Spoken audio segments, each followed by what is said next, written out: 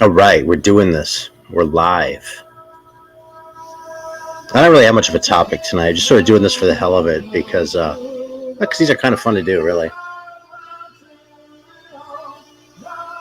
This is pretty much going to stay primarily a videos channel, just in case anyone is wondering. But doing the live thing is fun once in a while, especially when people show up and it's conversational.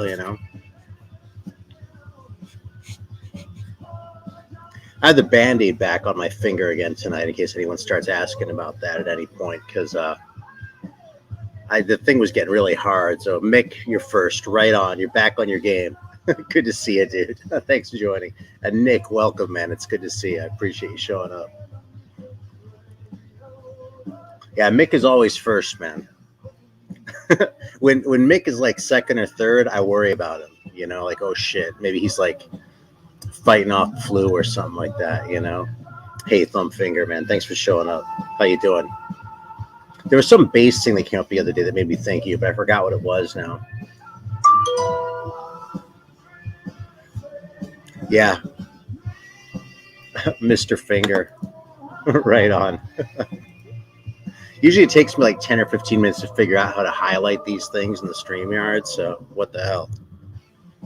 Yeah, anyway, the scar tissue is kind of tough, so I'm hoping to soften it up a little bit because it's a little uncomfortable to type with and that, but it's healed, so. This is what we're listening to.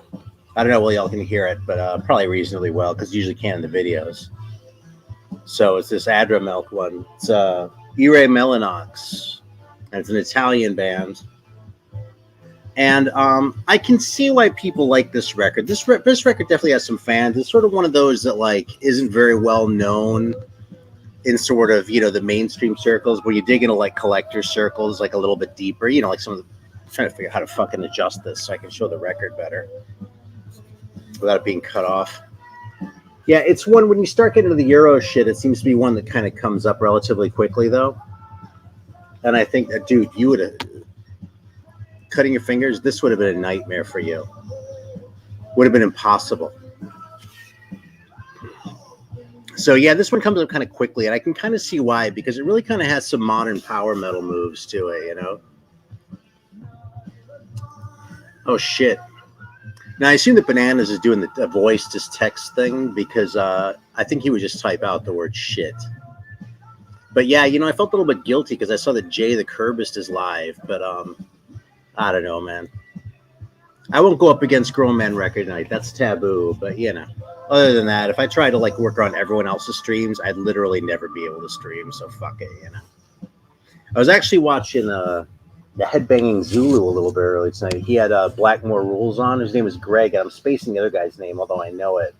I'm just being a shithead. Anyway, it's a fun channel. I had a fun time watching him. And there were, like, 2 people in there or something. So there's all sorts of streams to watch. They're not necessarily Rachel, So, yeah. Adramelk. It's pretty good. It had some really sort of modern power metal moves, though, in a way that's really sort of maybe ahead of its time is putting a little strongly, but I don't think so, because this record's like 88 or something like that. And, that whole sort of Euro power metal movement, you think of like Helloween and that kind of shit more than anybody else. And Helloween was barely doing that by 88, So I guess I'm not conflicting with Jay here. If he was live for 30 seconds and got told to fuck off. If you're not seeing Banana's comments, you know what it might be is at the top of the thing, there's like a live chat versus like top chat thing. If you tweak that, sometimes I notice, especially when I swear and shit, like it doesn't necessarily come up unless you have the all chat setting instead of top chat. So that's my little bit of YouTube wisdom for tonight. That's the extent of it.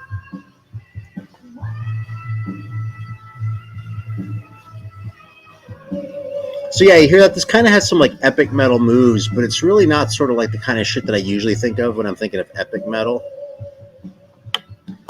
So it's just a little bit different. It kind of heads in that power metal direction. So I think that might be why some people really like this record.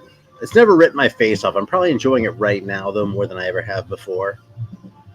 I joke a lot about sort of mellowing with age a little bit, but a lot of times, man, I feel like I just need to get a little bit older before I like something, So Yeah. Anyway, thumb finger, man. I pretty much sliced the tip right off of this finger. So like, there was no like bass playing happening for at least a month, and I was still keeping it covered for a month. I mean, it's been about almost hasn't quite been 2 months yet, but it's getting close, So it took a while to grow back. It was all closed up and shit after about a month, but it was still really sensitive for a while there. So I sort of babied it just because I felt like it. I mean, that's really the reason. So what we want to talk about tonight. These are most fun when they're sort of like interactive, when it's like discussion.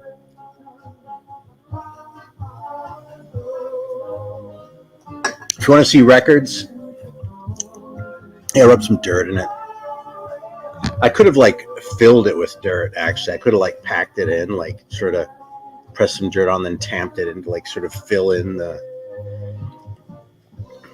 Yeah, it was pretty bad. But fuck it, man. It happens. I did the same thing. Part of why I wasn't as freaked as I might have been is I did the same thing with this thumb like 20 years ago. I sliced the tip right off and I was cutting parsnips, and that all grew back just fine. You couldn't even tell, So, yeah, I'll tell you something. I kind of appreciated the Iommi story a little bit more for making it work, because you hear that he like loosened the strings and shit because it was easier for him to play because his fingers were still sensitive after that.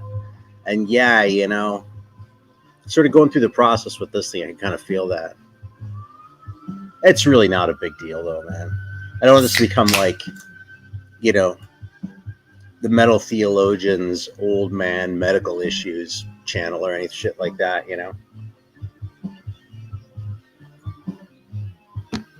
That would just be lame,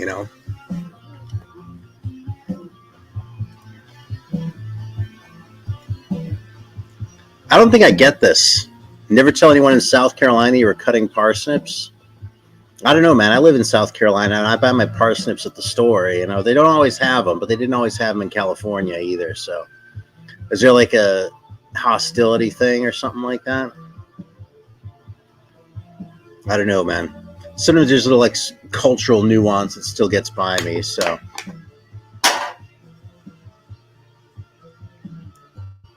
I'll show you what I played earlier tonight, man.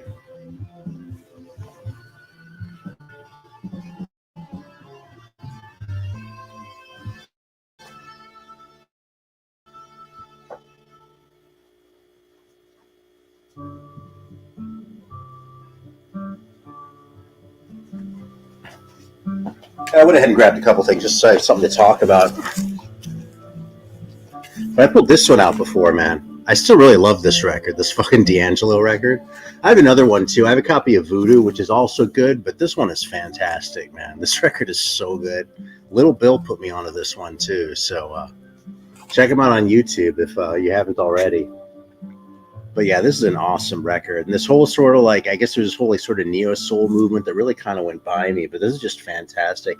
Like it's like a soul record, but it has the vibe of like an old like ska record or something like that, or like a Jamaican like a rock steady record. It has that sort of color and that sort of just that sort of feel. You know what I mean? There's something about the way it's sort of encapsulated in itself that just like conveys this sort of really specific kind of tone that I just think is magical. Anyway, I mean, I love it on the Jamaican records, and I've never heard it on a record as frankly American sounding as this one. So it's kind of mind blowing in a way. So yeah, that, and I've been listening to a lot of comps, man. Brother Brian loves being a Yankee. I'll tell you something, man.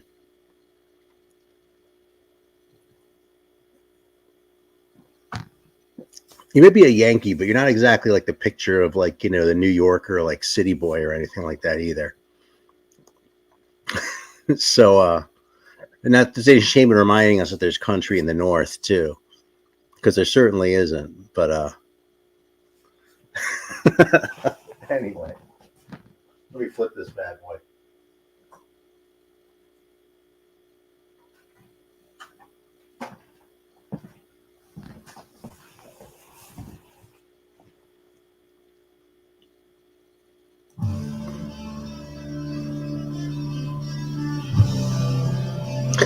Zeppelin 2, Robert Ludwig. Congratulations on that, man. It's a hell of a score.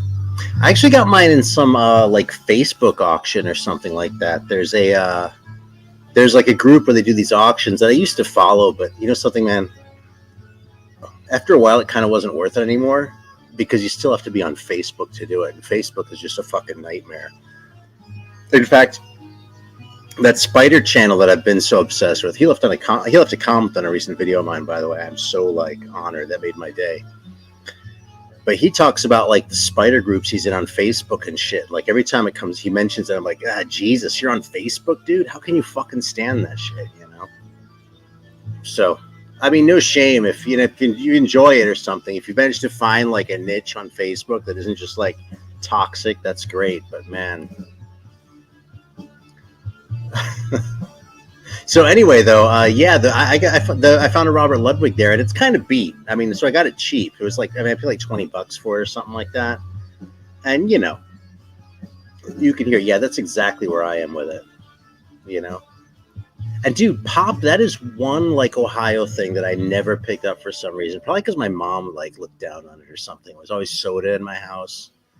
So I always said that too, but I kind of like the word pop better. It's kind of a more fun word to say, and it's kind of funnier, but I don't actually say it because, you know, yeah, man, that's the shit right there. I was saying this thing, oh yeah, about the Robert Ludwig Zeppelin 2, though. Those, it really is a big difference in the sound. Like, I think it sounds a lot better. I actually have a friend who, the dude who sent me the Mondo Drag record, as it turned out, is a IRL friend who, hey man, thanks for joining, Ed. I'm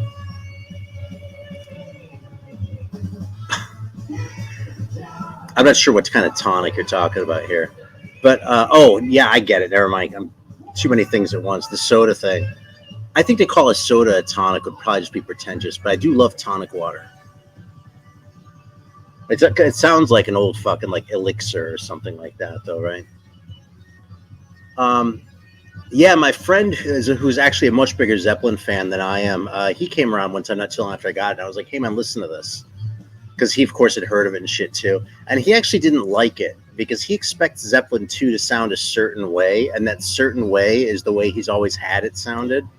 So hearing the Robert Ludwig one was just like, it sounded too good, basically, you know? And I get that. I have records I feel that way about, too, you know? And yeah, that's why you don't see me drinking tonic water all that often, because it does have as many calories as Coke Classic. Maybe it's even more because it has all that weird like quinine shit in there to cover up. But it's awesome, man. I love that tang. It's really unique.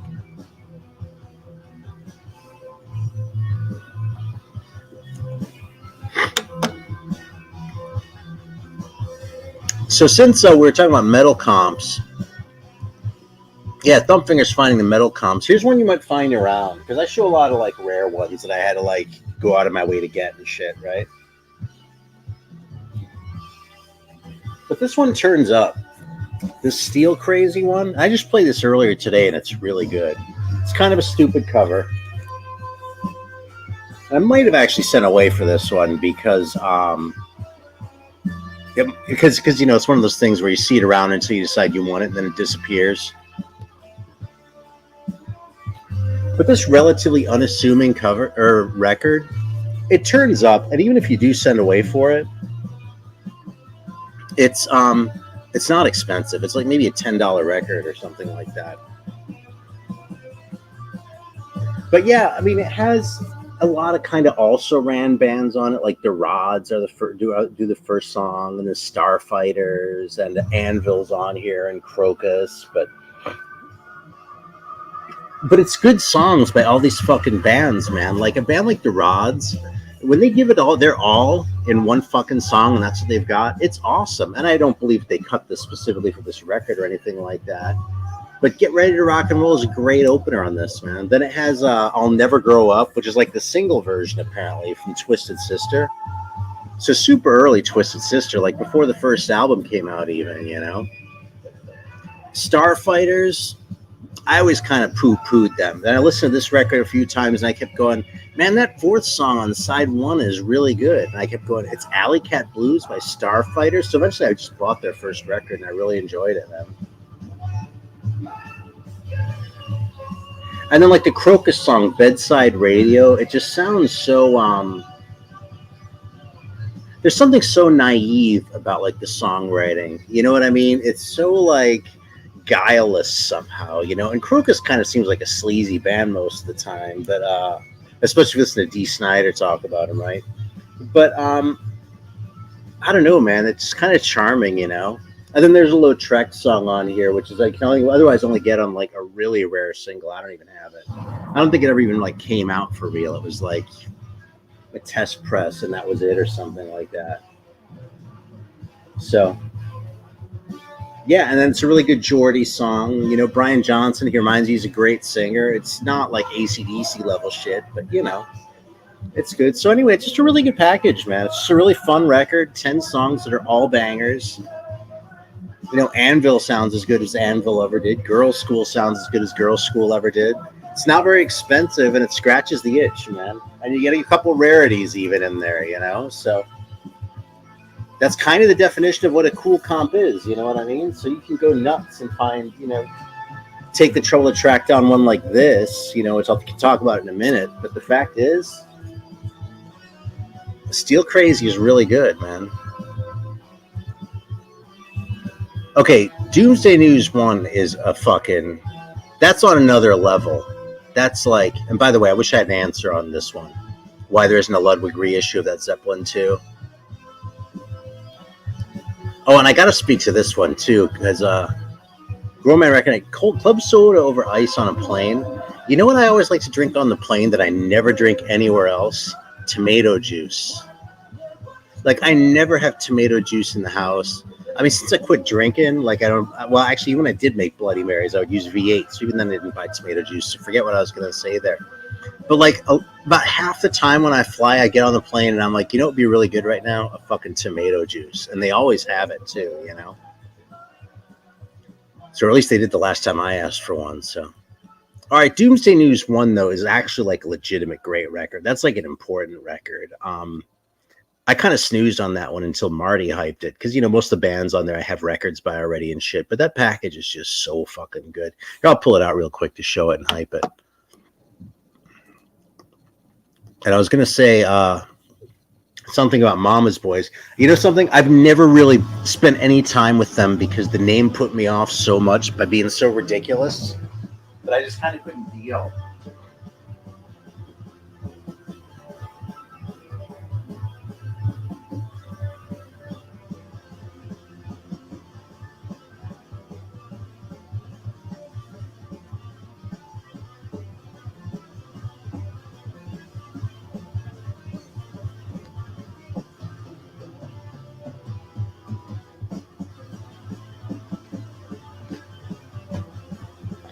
All right, I grabbed a couple more too, just to be more shit to talk about.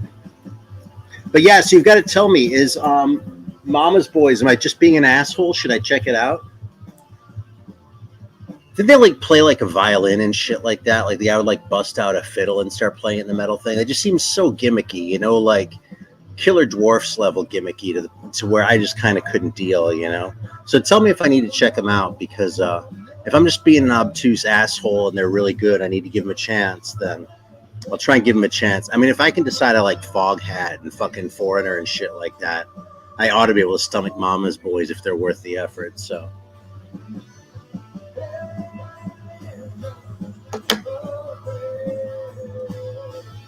Thanks for joining, man. Southport Rocker. What time is it there now anyway? Isn't it like mid-afternoon in Australia, something like that, early evening? Did you order from Heavy Psych Records in Sweden or in the U.S.? Because sometimes it takes them a little while to get shit in their U.S. distribution, but I think they're in Texas. And I usually get shit from them. I mean, they're not speed demons, but it's never been like notably slow when I've ordered from them directly. And the prices are right too, you know? So here's Doomsday News, man. You know, the only reason I know I have any idea what time it is in Australia is because I was watching the Headbanging Zulu guys stream earlier, and there's someone from Australia in the chat, and he mentioned what time it was. So I just did a little math, and it was late morning. So I figure, oh, it's got to be like mid-afternoon by now. So this is Doomsday News. And this is just like all bangers, like Scanner, Rage, Death Row, Tankard, Sabbath, Halloween, Vendetta, Celtic Frost, Creator, and Voivod. And like unreleased tracks on some of them too, like Cockroaches by Voivod, After the Attack by Creator, which I think was a bonus track on like the picture disc of Pleasure to Kill. But yeah, Mesmerized, I didn't know what that was. So yeah, I'm Alive by Halloween, that was on an album. Anyway, really every song on this thing is great. And for this kind of like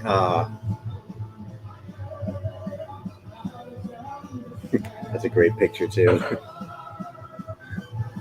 You know what that's like? Remember like in the old like Mickey Mouse cartoons, like the really old ones, like they'd be messing around, he'd start going like this, like he was looking at something, and then like the other guy would be like, what is it? What is it? And he'd be like, okay, and then he'd pop him in the eye. Like this is what he sees in Mickey Mouse's hands. Is that.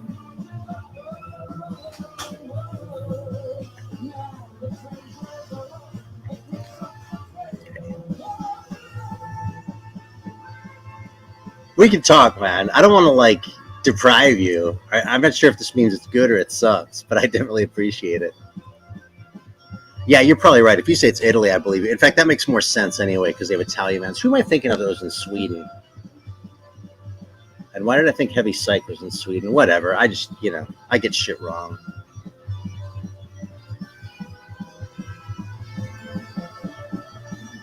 Obscure thrash. Hey, man. Maybe we'll get there. Fuzztrip is just a distro, though. I don't think he actually has a label. But he gets some really good shit, so yeah. All right, man, we'll figure it out. I don't want to like give you my address on stream and shit. We'll figure it out, okay? We'll make it happen. Appreciate it. Svart is in Finland. Yeah, and they're really big on like the Finnish stuff too. So, which I kind of love about them. I was gonna say I kind of love it, I hate it, and I kind of hate it, but I actually think I just love it because they do so much Finnish shit that nobody else would ever do. Otherwise, I mean, the only reason that I have Lubricant on record is because they were Finnish, and Svart is interested in doing anything Finnish, So I still want to see him do the Pakeni record, Detergent Bubble Bath, that only came out on CD back in the 90s. So I really kind of like that one. So, yeah, where were we going? Oh, yeah, about getting shit wrong. It's funny because there's been this drama. I don't know if someone in here has probably watched the that H-Bomber guy, like 4-hour mega video that came out a few weeks ago about like plagiarism on YouTube and shit. And I mean, this is really just an opinion channel. I don't think I spend a lot of time with actual facts. I mean, most of the facts I present are shit that I'm reading off the record covers. I don't really ever put myself out there as like a historian of the shit, as much as, sort of an opinionated person. But it does sort of make me think because I do sort of say a lot of shit, you know what I mean? And there are a lot of times I'll say, oh, I heard this, or, I kind of think this, or, that sort of thing. So if you ever catch me like saying something that's just like wrong, I'll always like take the L if I need to. And, if I ever do make a claim and you want a source for it, I didn't provide a good one, ask me in the comments or something, because I'll deliver if I can, I don't want to be acting with no integrity here or anything.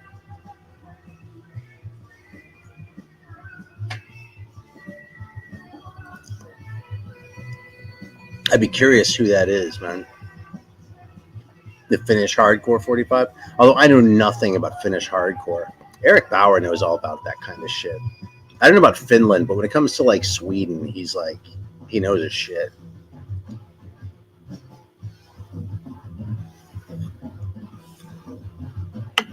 If you're interested in like YouTube drama shit, by the way, that H-Bomber guy video is totally worth it. Because it's fucking brutal. Like, he calls people out for plagiarism, basically, and shit. I'd say basically because there are other things there too, but the big one's definitely plagiarism. And apparently it's a big problem on YouTube, but it's funny because like from where I'm sitting, it's a big problem among people who are looking to make money off of YouTube. You know what I mean? And if you're just doing it for fun, sort of like this, you know, it's not really much of an issue. You know, the worst that could happen is I tell you something and I'm like mistaken about. You know, I'm not going to lie to you. Usually. And, you know, if I'm wrong about something, there are no stakes. I'm not making any money off it. You know, I'm probably not leading you too far astray because I'm just some guy. I'm not like the authority, you know, so.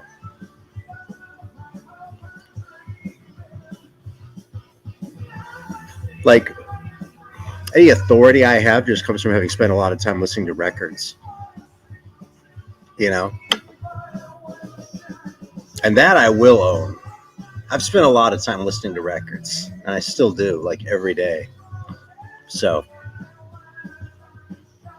yeah, I joke about people in the music rooms, man, but I mean, I probably spend like at least 6 hours a day listening to music. That's like on a light day, you know?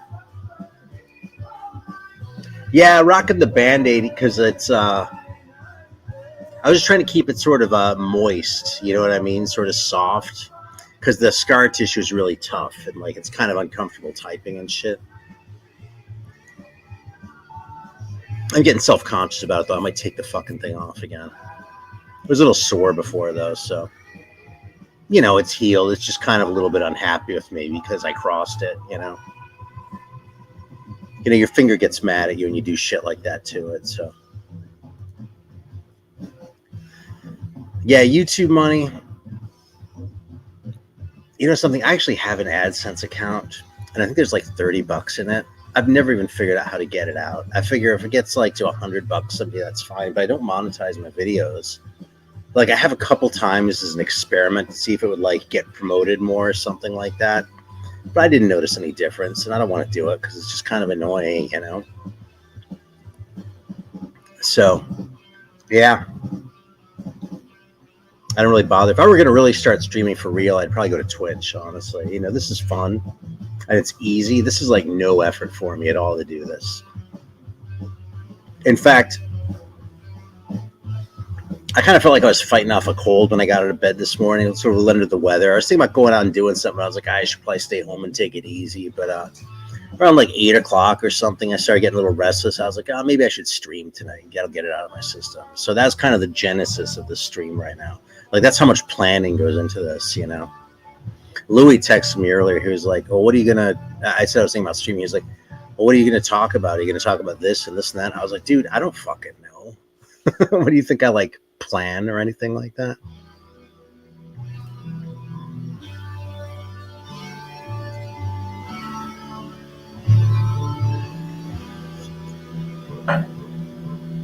Yeah, that's really something.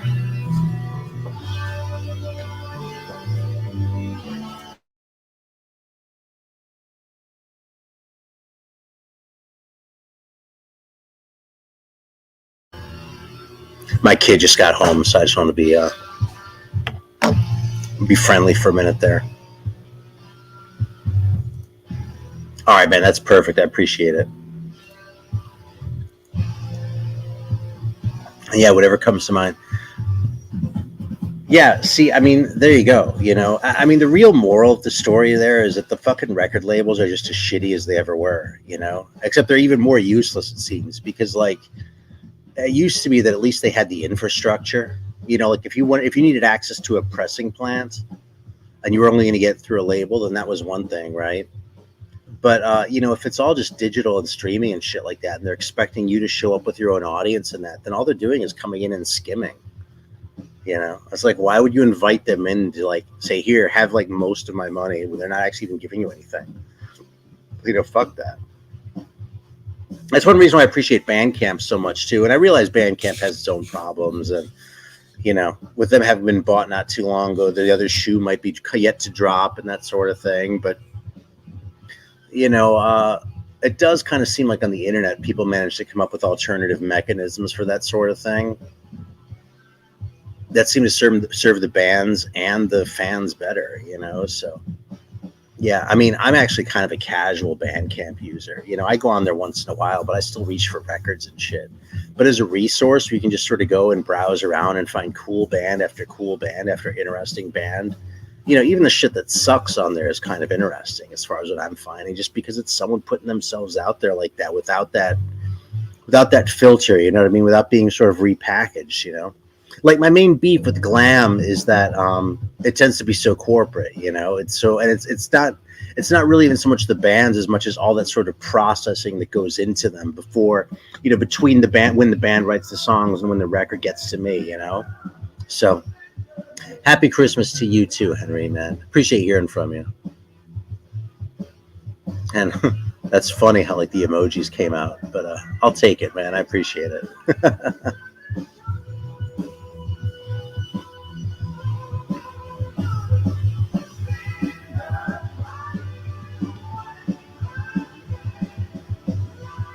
I don't think I know this band, Dom. I'm trying to think. I know Dome, like the Wire offshoot. They're great. I know the German band who made that record Edge of Time, but I don't think I know this Material Objects EP. Should I? Dude, there's one right on your computer, man. Fucking volume slider.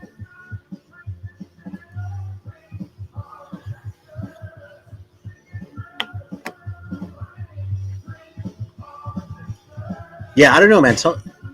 Oh! All right. Well, shit. Honestly, I'm kind of... I don't know his channel very well, to tell you the truth. I'm like aware enough of who he is to sort of respect him for that, for having a channel that he's had for a while.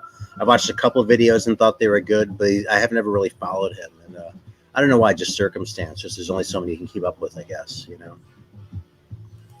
So Dom, I assume like Dominic. Right on.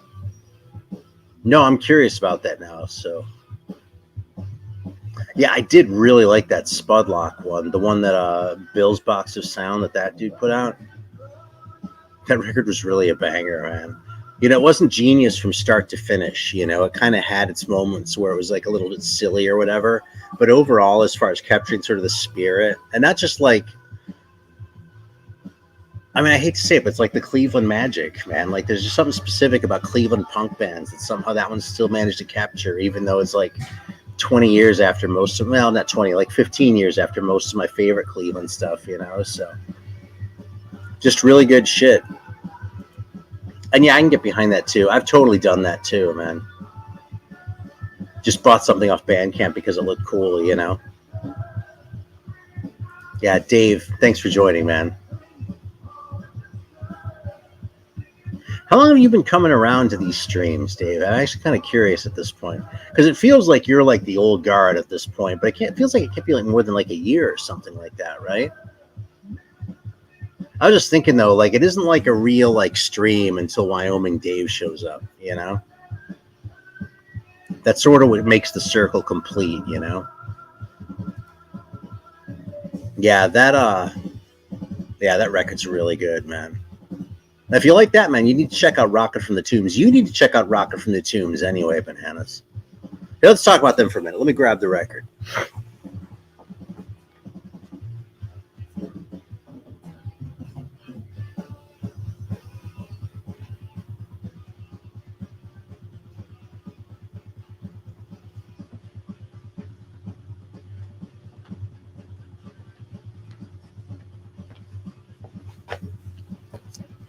So I feel like it's been a while since I've hyped so maybe it's time again. But yeah, Rocket from the Tombs, supposedly Rocket from the Crypt named themselves after these guys. I read that somewhere, but yeah, see, dude, like in my head, that sounds about right, but in my heart, it feels like it's been like 5 times that long. So not the biggest SSD fan, but I still get behind a reissue of that, man, because hey, man, right when we're getting off the metal here. Now we haven't been talking about metal. We've just been bullshitting. So, yeah, man, Rocket from the Tombs. This was actually one of the first records I bought in San Francisco. After, like, I moved from Cleveland to San Francisco, and then, like, within the first couple months I was there, I found this at a shop, and I was like, holy shit, I can't believe I'm looking at this. I didn't have the 45. I had to get that separately. But yeah, it's just like really sort of weird, like underground, like really sort of eccentric and really psychedelic sounding punk music, This is from a radio show, and this is really all the recordings that exist. This thing was pretty hard to find and hasn't gotten any easier to find, but fortunately for all of us, actually, I think this one's kind of gotten rare too, but it'll probably get repressed eventually. This one came out on Smogvale, and they kind of did a better job with this one. Like, they included a lot of songs that weren't on the other one, like from some show or something like that. There's a little spoken intro by Peter Loeffner on the 45 when they're introducing the song "Ain't It Fun," and he dedicates the song to Jane Scott, who actually used to come into the record store where I worked and when I was working in the record shop in Cleveland. So so that's kind of a glaring omission for me on this record. But if you don't have that like personal connection, it's probably just as well because it's sort of a waste of time. These guys are kind of known for having spawned both Pere Ubu and the Dead Boys, and a lot of these songs appeared on their records. So, like Raw Power is a Stooges song. Ain't It Fun, though? I'm pretty sure the Dead Boys did that. Life Stinks, the Pere Ubu did. 30 Seconds Over Tokyo was a Pere Ubu single. Never Gonna Kill Myself Again and Sonic Reducer both became Dead Boys songs. Final Solution, I think Pere Ubu did too. So yeah, if you're into that stuff, this is sort of like the real, even like even more raw and sort of eccentric and weird versions of this shit. And Pere Ubu is already kind of a weird and eccentric band, you know what I mean? So yeah. Really first-rate shit. I mean, I don't listen to a whole lot of punk anymore like the way I used to, but when I do, that's the kind of shit that I listen to. So, there we go. Yeah, for a long time, you can only get like tapes and shit. I remember in the early days of eBay, there was some guy who had like a home dub tape of some of this shit. So, Rocket from the Tombs, man. Rocket from the Crypt is a different band.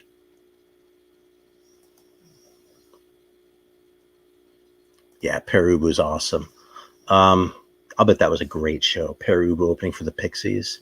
It's a little bit ironic because Pere Ubu had been around so much longer, but the Pixies were definitely higher stature, you know?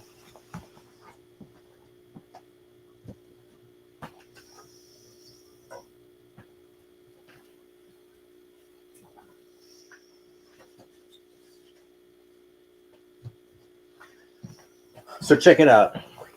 Here's a good topic for a stream because it's something I can't exactly find. There's a song on one of these comps that I pulled out to talk about. Yeah, it's this one.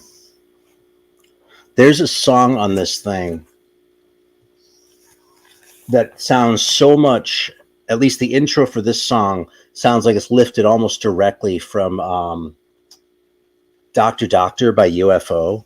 And every time I hear this, actually my copy of Phenomenon is sitting over there because after I play this, I always want to listen to UFO, specifically that one. So we're going to put this on because I don't remember which band it was, but when we get there, we'll identify it together.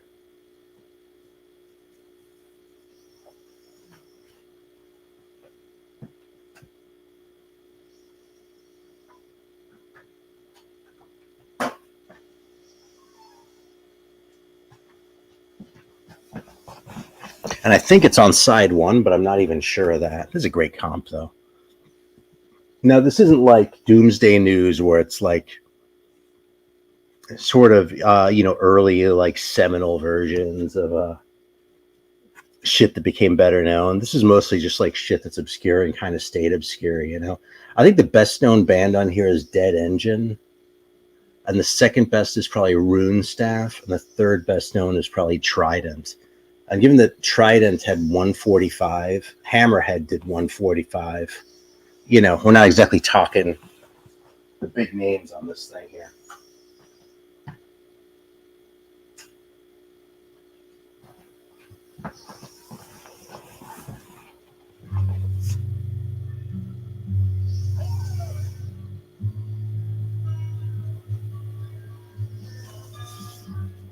This is actually my favorite Hammerhead song on here, though. I have the 45, but I like the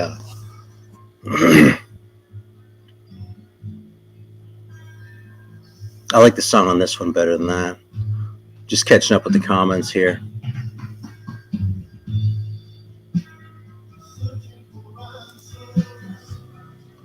Misfits and MDC. Man, I was never a big MDC fan, but the Misfits, 100%.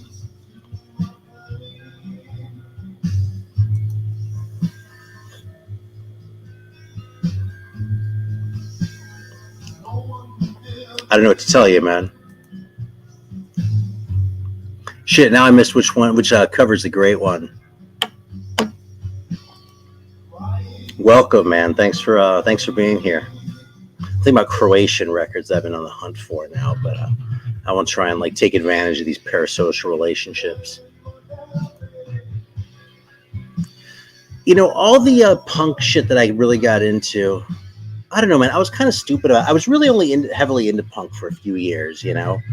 Like, I probably really started getting into it when I got into like the Misfits and the Dead Kennedys around like 87, 88, probably more like 88.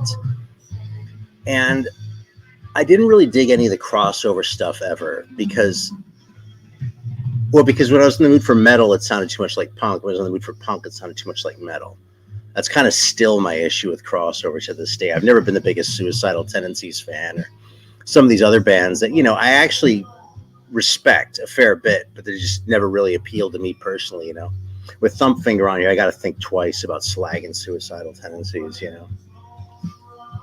But I'm not slagging them.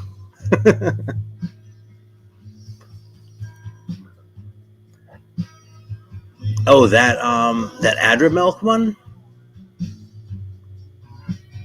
Oh yeah, totally. Okay.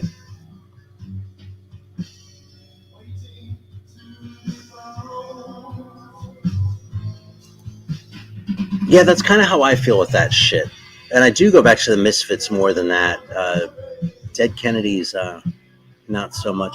You know what's funny about Dead Kennedys, though, is I got really into them when I was like 15 or 16. And then a few years later, when I moved to San Francisco, it's funny, it didn't feel like a few years later at the time. It felt like a lot later. But a few years later, I moved to San Francisco. I already kind of like knew a little bit about San Francisco politics from these fucking Dead Kennedys records. Not anything current, but for like the whole like story with like Harvey Milk and shit. You know, I read about that in the booklet. Because back then, I wasn't too proud to read liner notes. You know, I totally did. Let me turn this up a little.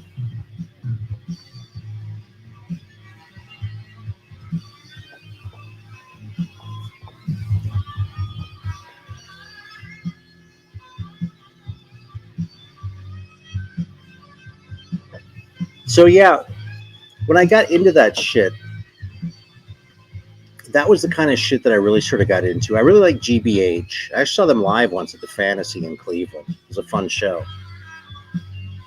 And then I actually, what got me into like some of the stuff and like especially the Cleveland stuff was actually that Clinton Halen book, From the Velvets to the Voidoids, I think it was called.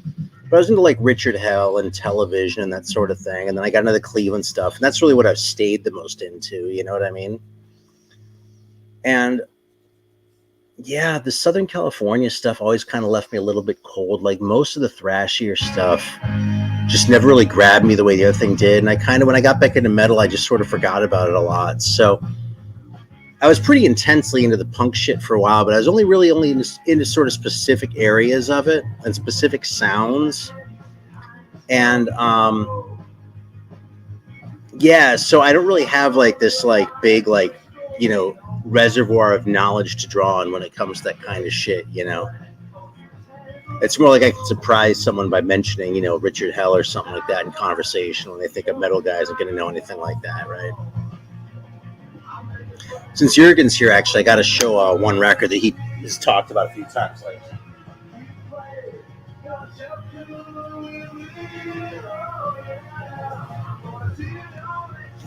I think I showed this last time I streamed too. Have you seen this, man? The original press of this guy?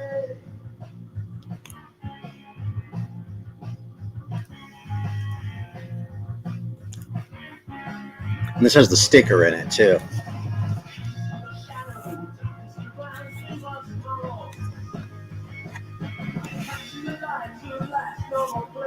Look at that.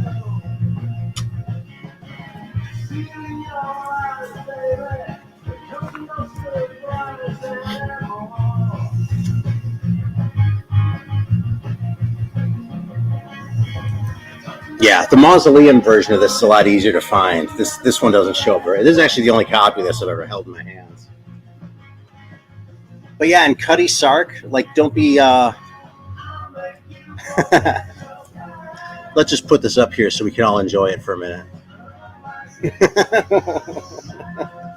You jelly, bro? Yeah, I don't think I ever even listened to Poison Idea.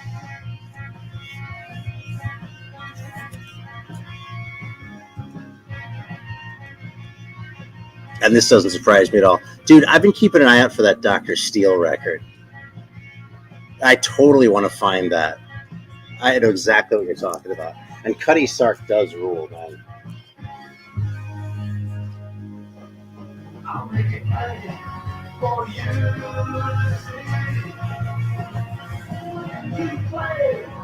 You know, it's funny because a lot of the punk stuff that I like is kind of punk the same way this is metal, you know, because this is not the heaviest shit.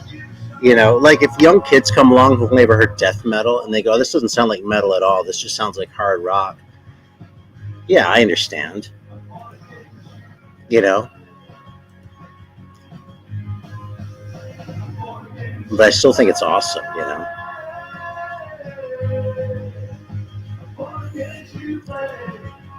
There's a specific Croatian band I'm trying to think of, but I actually don't know how to pronounce the name of it, so we're going to stick with Dr. Steele. That's a great cover, that one, too. One of these days, man.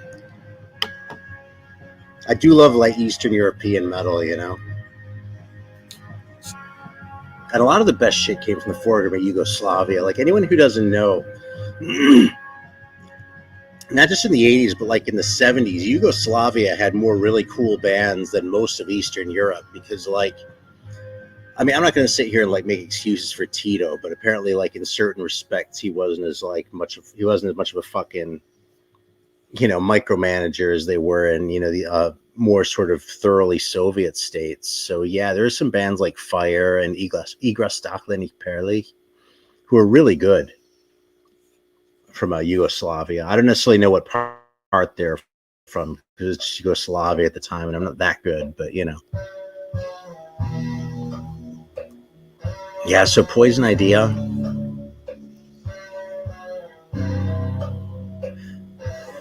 I kind of feel like maybe I should give some of that like crossover shit another chance again because it's kind of been a long time, and there are a few things I kind of liked. And you know, just a couple of years ago, I got a copy of Join the Army actually, which it's funny in retrospect. I remember when it came out and it was like huge, like videos were getting played and shit like that. But in retrospect, it seems like that's sort of like the forgotten one. You know, people love the first one, or else they love how will I lap tomorrow on? You know. But Join the Army, people don't seem to talk about. But I really like that record. That's probably my favorite one. That's the only one that I own right now. So there we go, man. More vouching for it.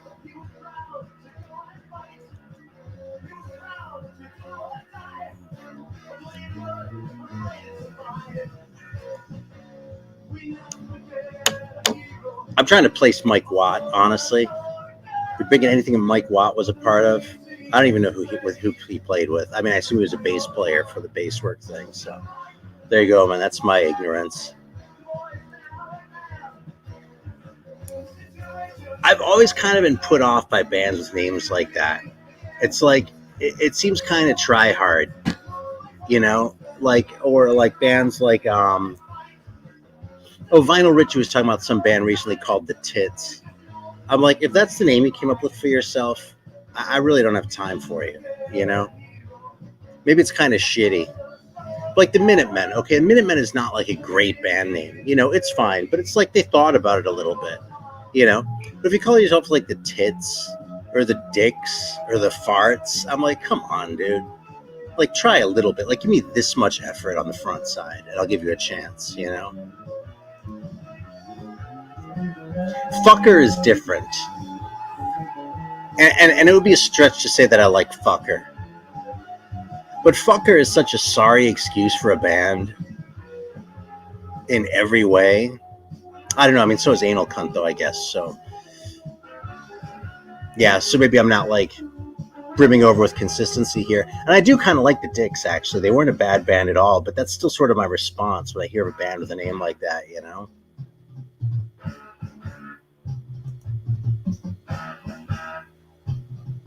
Right on. There we go. Makes sense. So Cameraman's hanging around. Is he in town for a while or something? It seems like he's been up there for a bit.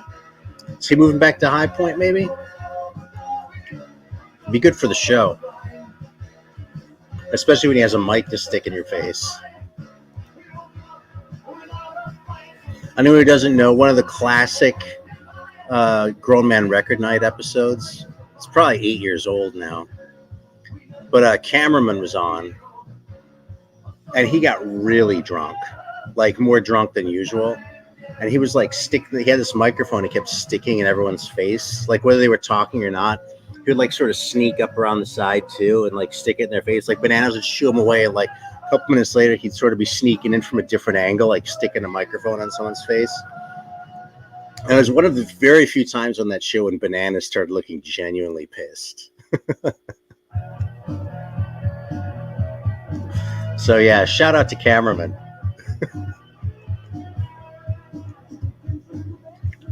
I think Bananas was more pissed that day than the day when Cameraman dropped the Hendrix record. Yeah, Fucker is a real piece of shit of a band. Like the Fucker was such a sorry excuse for a band. It's hard to believe that record actually ever came out, you know? That's one of those things where you're like, is that actually real?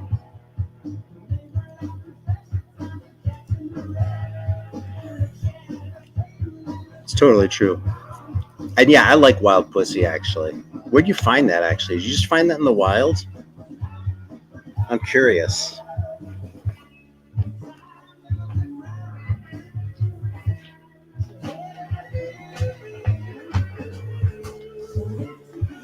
Here you go. There's one for Explosive Action. Simon, you want to see some obscure thrash? Here we go. And these guys are from Britain, too. And I'm not the biggest booster of late 80s thrash from Britain. I think a lot of it's kind of jokey and crap. But this is a really good record, in spite of the not very good name and really pretty punk-looking album cover. That's a cool record. And I sort of looked into this, actually. Like, I'll just let you all read this one for yourselves. Yeah, I actually got this one because there was someone on...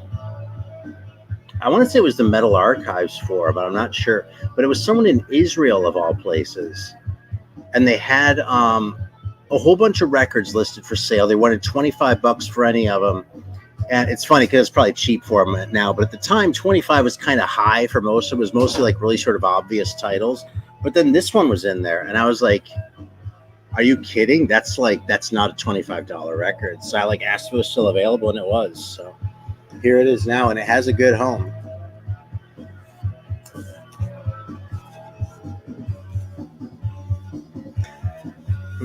Dude, I saw the Drifter thing. I was a little bit tempted to reach for that one because I really like that tape. But the thing about that tape is I kind of loved it more for what it is than for like actually listening to it. I still might grab the 45 because that's some good shit, you know?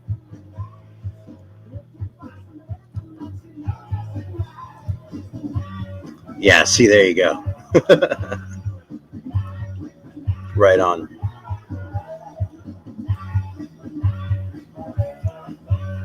Yes, I'm curious if you just found that in a shop.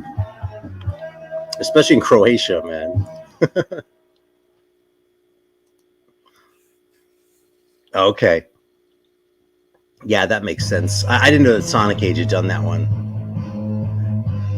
Dude, anyone who wonders why I say that the Greeks are like maybe the biggest like metal fanatics in Europe, look at the fact that with a fraction of Germany's population, I mean, there are what, maybe like 3 times as many people in Germany, maybe 4.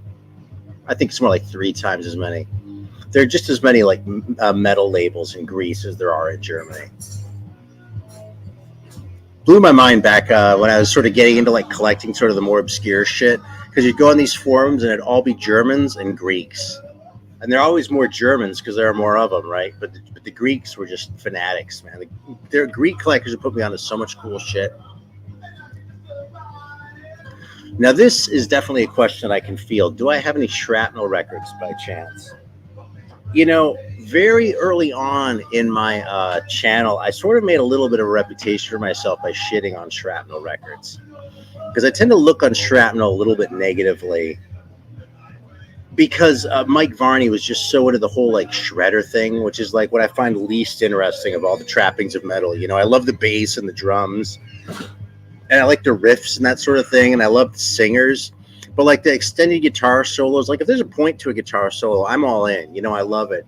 But like just the sheer like shredding really doesn't interest me at all. And if you want to like, if you want me to like not listen to a record that you hand me a fucking like Richie Kotzen record or something like that. Because I'll tell you, man, I don't give a fuck. You know. But that said, do I have any Shrapnel records? Yeah, I probably have most of them. So go ahead and challenge me if you want. I'll pull out what I've got if you want to see something. So the fact is, there are a few gems on Shrapnel. I mean, the first Exciter record was on Shrapnel. That's a great record. It's not as good as Violence and Force, but it's a really fun, really cool record that tells you what Exciter was about or what they were going to be about, you know. So props for that one, you know. And there are kind of some sleepers in there too, like the Dr. Mastermind record is, I don't know, you know, there's some points against it, you know, with that cover and the name and shit like that. But it's a pretty fun record, man. So, yeah. Isn't that much? I thought it was more like 20 million people in Greece. Is it only 10 million? There you go. Yeah, there are a lot more people in Germany, so. And actually, you know, I kind of say these sorts of things a lot, but I think the people in the U.S. don't necessarily appreciate that, you know? You get used to living in a country as big in the U.S., and you don't think about it, you know what I mean? So people talk about like Swedish metal, for instance, you know, and they're like, oh yeah, this and that from Sweden. And I'm like, you know, it's even more impressive when you think about the fact there's only like 10 million people there or something like that, you know? It's like if you can compare California to Sweden, but there are 3 times as many people in California, more than 3 times as many people, that's saying something for Sweden, you know? No shit, is that true? Because I know that they had a song on US Metal 3. I kind of wish I'd kept that one just for that reason, but I really think those US Metal comps suck, dude. All of them. You know, it was kind of a dumb move on the label's part from my standpoint, but it kind of makes sense for Shrapnel. I don't know if they really belong on Shrapnel, you know? Like Keel belonged on Shrapnel, you know? Steeler belonged on Shrapnel. Let's all take a moment here and salute the original gangster here. See, he's such an OG that we actually say the whole expression. We don't just shorten it to OG. Bobby Gass has been on YouTube even longer than me. I wouldn't cross him. Don't talk too much shit about the Stones when Bobby's around. No, I'm kidding. He can take it. But yeah, Bobby Gass has made more legendary videos that are now lost because they were on old channels that got taken down than most people make awesome legendary videos at all. Thanks for joining, man. Doing okay over here. Yeah, see, Jason Becker. I mean, if it makes you happy, man, I don't want to like take that away from you, but yeah.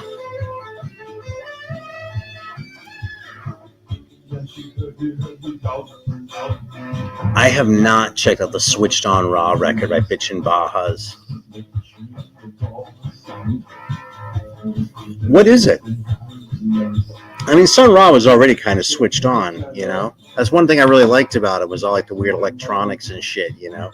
It was just like with the, you know, a more modern band or something like that.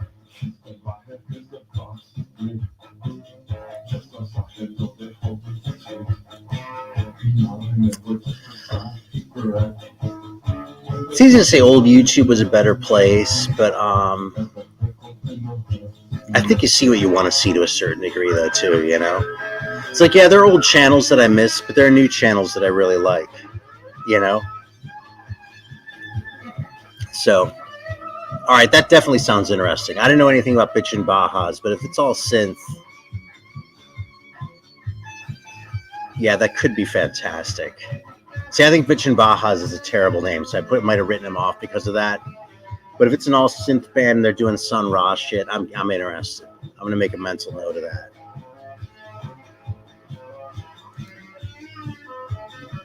Yeah, Bananas and Brother Brian. In fact, if Brother Brian's still on, then I have to say we have all the heavy hitters of the fishing VC on here right now on this stream, because that's pretty much the three of you all: Bobby Gas, Mikey Bananas, and Brother Brian.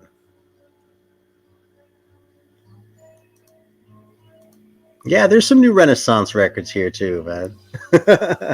Throw a couple names at me and I'll pull out what I've got. Now, I've gotten rid of some too, because New Renaissance, there were a lot of clunkers on that label, man. When I lived in LA, I was sort of figuring out that a lot of times if I found something that was cool on a label, that there might be other cool shit on the label too. So I was buying up all the Metal Blade shit I could find, and I found a lot of New Renaissance stuff, right? But that was one of the times where I sort of had to make a little exception there, because they, Oliver Magnum is really good. I really like Deadly Blessing. That Ascend from the Cauldron record is really good.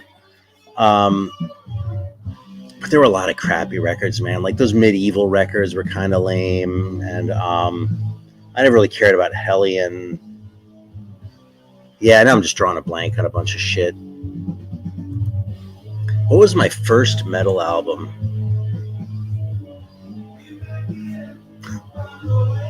There we go. Yeah, it's America, man. Yeah, see, there you go. I never bothered with Ambulance because I didn't. I don't know. I've never came across it, and I never went out of my way to get it. But Screamer's pretty good, man. That one took me a few listens though. At first I thought Screamer was kind of dumb, right? But that record's worth a couple of listens, because by that third listen or so, you're like, yeah, I get what these guys are doing, and what they're doing is actually pretty fucking fantastic, you know? I'm still trying to remember my first metal album. So I got Def Leppard Pyromania when it came out, but I wouldn't really call that a pure metal record. It might have been Peace of Mind, actually, because I bought that on tape. It was still 1983 when I got it. And that thing blew my mind, man. I didn't really start buying metal for a couple more years, but that was probably my first one. It was after that I got into AC/DC and that kind of shit for a couple of years.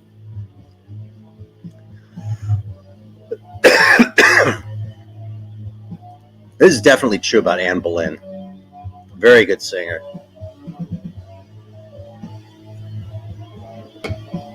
And their cover of Exciter is probably one of the best Judas Priest covers I've ever heard. Yeah, I never saw Sun Ra live. I did see the orchestra in the 90s at the bottom of the hill in San Francisco. And I even got a t-shirt, although I don't think I have it anymore. It was a great show, and I'm glad I went, but I wasn't really ready for it because I wasn't really into jazz yet.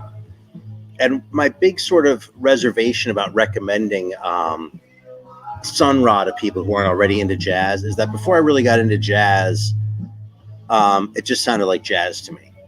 And then I was like, yeah, okay, it's nice, but when I really got into jazz and then went back to Sun Ra, then I really sort of appreciated how weird that shit was, and just how sort of bonkers some of that shit he was doing was, with the electronics and just the songwriting style.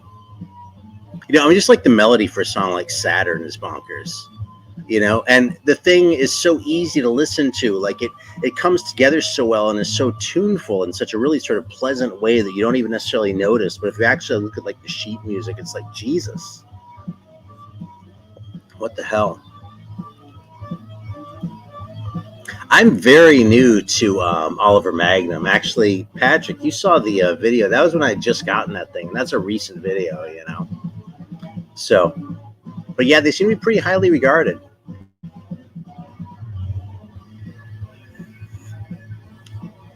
The thing that really surprised me sort of in the course of learning about Oliver Magnum is that right on. the guy who put me onto was in bands in Houston, like in the late 80s and that, right? And I love metal from Texas. Like, generally speaking, if I hear of a band and they're from Texas, like, I'll check it out just because of that. You know, especially if it's like an 80s private pressing, I'm like, yeah, I'll take it. You know, figure it out later because it's probably awesome. And like 9 times out of 10, they are, man. The fucking Texans just had it going on with the metal.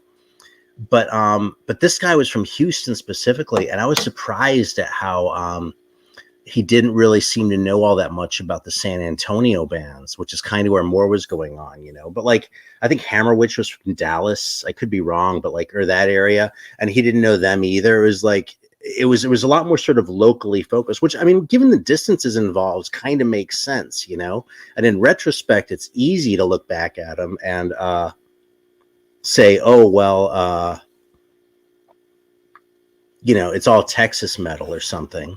But that's not really how it is when you're playing locally in a scene.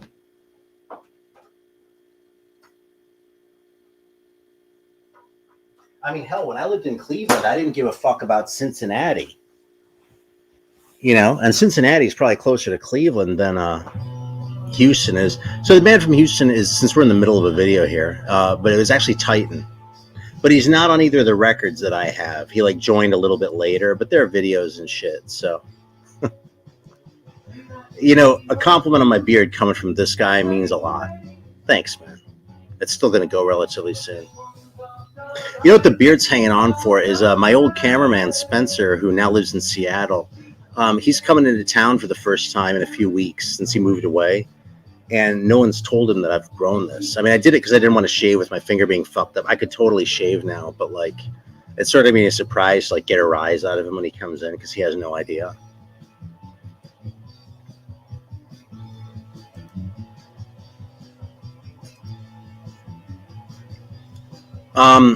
As far as in Oklahoma Metal Circle is knowing about Manila Road, I don't know. You know what's funny is I remember hearing about Manila Road. I didn't really get into them. I never had one of their records until probably the early 2000s when I sent away for a copy from Europe for a copy of Crystallogic, and then there's kind of no turning back. But yeah, I remember hearing about the band when I was still in Germany. Like the name sort of came up somewhere. I thought it was a dumb name, so I kind of ignored it. And it's one of those things where I look back and go, oh yeah, I thought it was a dumb name. But like when I was like 14 and didn't have any fucking money, you know, who knows how much of the time I was just making up excuses because I wasn't going to be able to afford the fucking record anyway, right? So there was an Apollo Raw record on OPM that you know, I was going to say I used to have it. I'm not sure if I did. I might be confusing it with a different one. I'm kind of curious about it in retrospect, though. If I did have it, it didn't blow me away. So.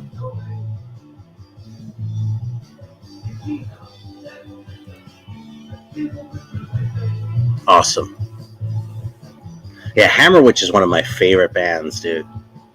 Like, when it comes to Texas bands, they're absolutely S tier. I would put them over, like, Militia, frankly. I put them up there at the very top with like Wizard. I probably even like them more than Wizard. So, yeah, Hammerwitch is awesome, man. And Slayer was sort of my entry point for Texas metal. You know, that was the first one you come across because they're called that. Here's a story about the early days of eBay for people. I got my copy of Prepare to Die because someone on eBay had like a lot of 4 Slayer records, and no one was buying this shit at the time, right? So I paid like $30 for it. And like that one and that one was mixed in there with like a copy of Show No Mercy and a copy of Rain in Blood and a copy of Seasons in the Abyss, which is actually a copy of Seasons in the Abyss that I still have today. But I already had the other two, so I sold the doubles and I kept the Seasons in the Abyss and I kept Prepare to Die. So then later on, I got Go for the Throat too, sort of deliberately by itself. But Dead Horse is really good. That's kind of. Oh wait, no, I'm thinking of. I think I'm thinking of King Horse. Yeah, never mind. I'll be speaking out of turn if I say anything about Dead Horse. Sorry, man. How you doing, Sean? Thanks for joining.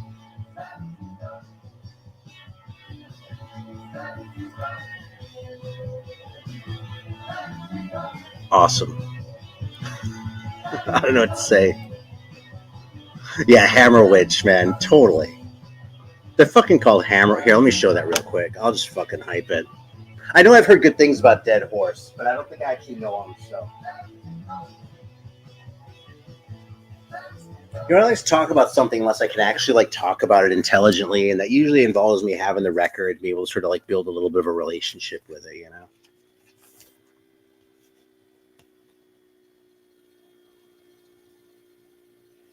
You know, I think I actually am thinking of Dead Horse.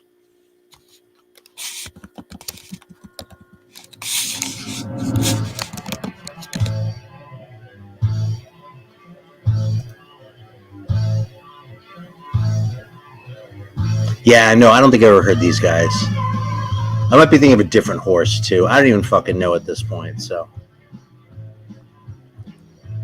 I'll just drop that topic because I'm not going to make myself look any smarter.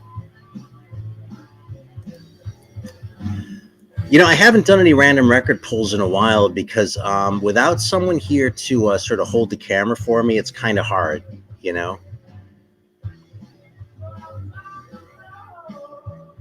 But that said, if you want to like try and quiz me on the spot here, just like name a record and I'll pull it out if I've got it. So,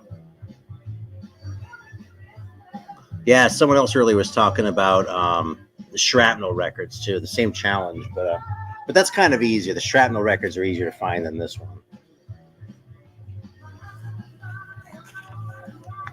This record is so fucking good though, and I think there are reissues of it now too. So if you get a chance to check out Hammer Witch, totally fucking do it. Return to Salem is the record. I swear it's one of the greatest fucking things ever.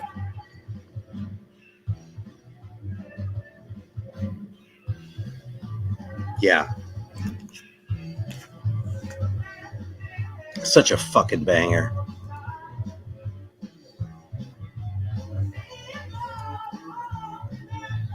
Titan with Henry Conklin. Like the guy from like Harry Conklin, the guy from Jag Panzer.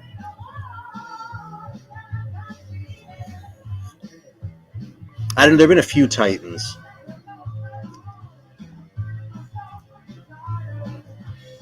I might not be able to remember that name. So Malo Karpatano. I'm trying to think where they might be from based on the name, but I'm not. How you doing, man? Thanks for joining. Mr. Putterman here. I don't know if you'd like Hammer Witch anyway, because it's like real metal. It's not that fucking like, you know, pretentious black metal shit that you like. I'm just fucking with you.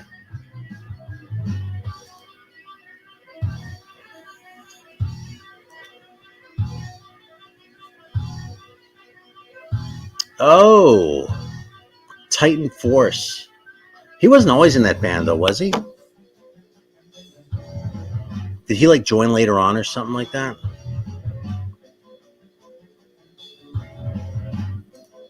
I don't have any negative approach. Yeah, Hammer Witch and Raven Bitch. When it comes to, it's funny, like Raven Bitch is kind of a shitty name too. This is one of my favorite. I mean, this is one of the ones where like, I wish this would get reissued. Because this one's really worth the hype, you know? Yeah, and these corners, man. I've told this story before, but like the guy I bought this from, who was actually the singer, but he was like, yeah, I have a copy of this left, but like the corners are a little bit chewed up, you know, is that okay? And I just imagine, I figured he was using the term idiomatically, right? Like, it's a little bit, there's a little bit of bends or something like that. I was like, you know, of course I'd rather have a perfect one, but I'll take it, you know? I mean, and this is why, because like, if I've been holding out for a better copy, how many copies of this do you think I've come across since? Actually, the answer is one, but it really wasn't any better shape than this. But anyway, yeah, so I get the thing, and it's actually like kind of chewed up, like a fucking mouse chewed on it or something. So, you know, I kind of wish it were better, but on the other hand, the cover kind of sucks. If it were this cover, I would be more bummed. You know what I'm saying? But yeah, I really wish someone would come around and make this record easier to get. Like this one and the Commander record are like the two that I've never seen reissued that like I really wish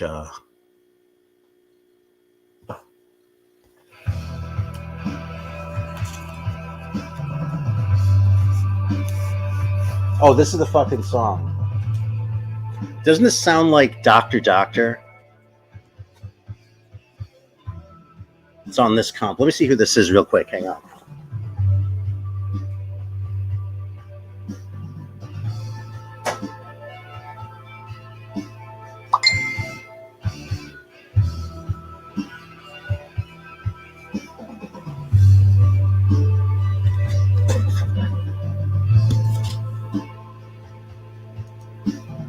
Yes.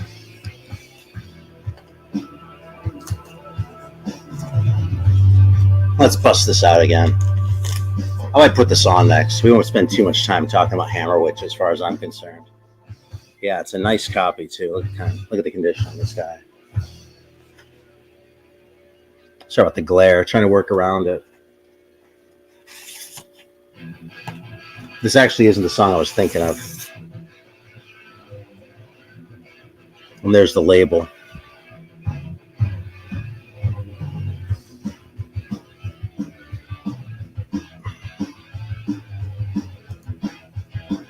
Man, I'm getting obsessed with Dead Horse now. Okay, so this is Trident right now. The intro threw me, but I actually have a 45 by this band that has a song on it too. So lyrics on the inner there too. So the pre-Merciful Fate band Brats, I just have a reissue of that record. One of the High Roller ones.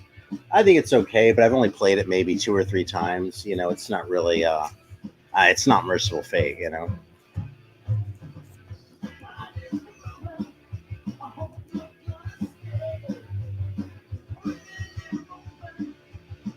Goddamn.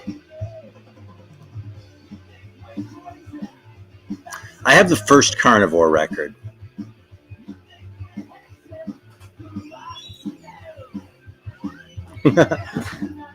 Yeah, you win some, you lose some, right? That's one that I won.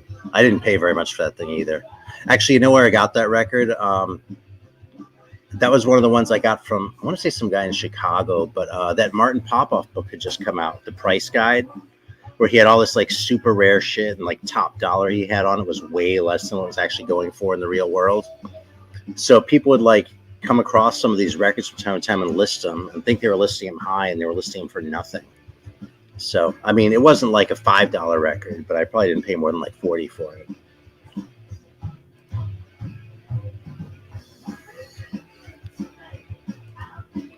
Texas has it going on when it comes to music. I actually, in a way, you know what I feel like represents that the best is the fact that Budgie like moved to Texas. I mean, this is what I've heard, right?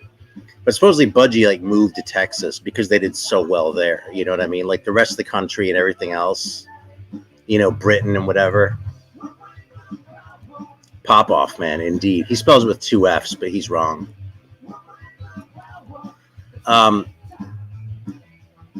But yeah, man, is like if they're that welcoming of a band like Budgie, that, you know, is kind of eccentric and kind of weird. Great hard rocking band, man. That just speaks well for Texas. I'm gonna double check something over here, man.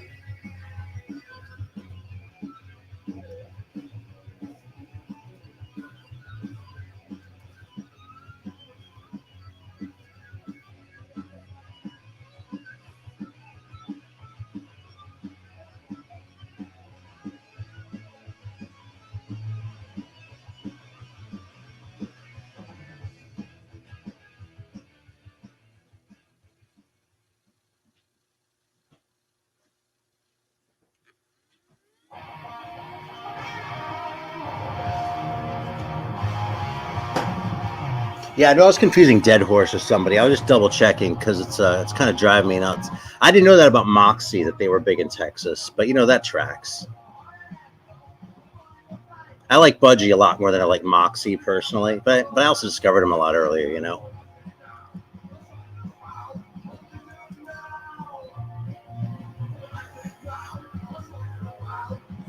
Yeah, that totally makes sense. It's funny how some bands will become popular in certain areas though and not others. Like, I didn't know that. That's interesting. I don't know who Joe Anthony is, honestly, but if there's a specific guy like specifically pushing that shit, then that kind of makes sense. There we go. So there we go. I mean, San Antonio is kind of what was going on anyway with most of these bands. So it's funny. Austin feels underrepresented intuitively, but Austin was so much smaller then, you know. Got to highlight this too. I hope if you're watching this, y'all know that there were no witches burned in Salem. They were hanged. There we go. Oh yeah, so Carnivore. I was going to show that one too. Yeah, I got that record when at a local shop in Cleveland.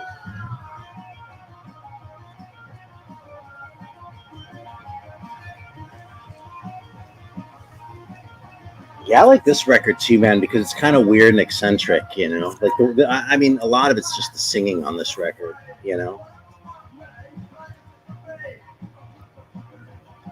Yeah, but this shit is great. Road Racer. I think I paid $8 for this. Found it used in a shop. It was probably still the 80s. Might have been early. No, it must have still been the 80s because I got this at the record shop that was in the location where the shop that I worked at would later be after it changed hands, if that makes sense.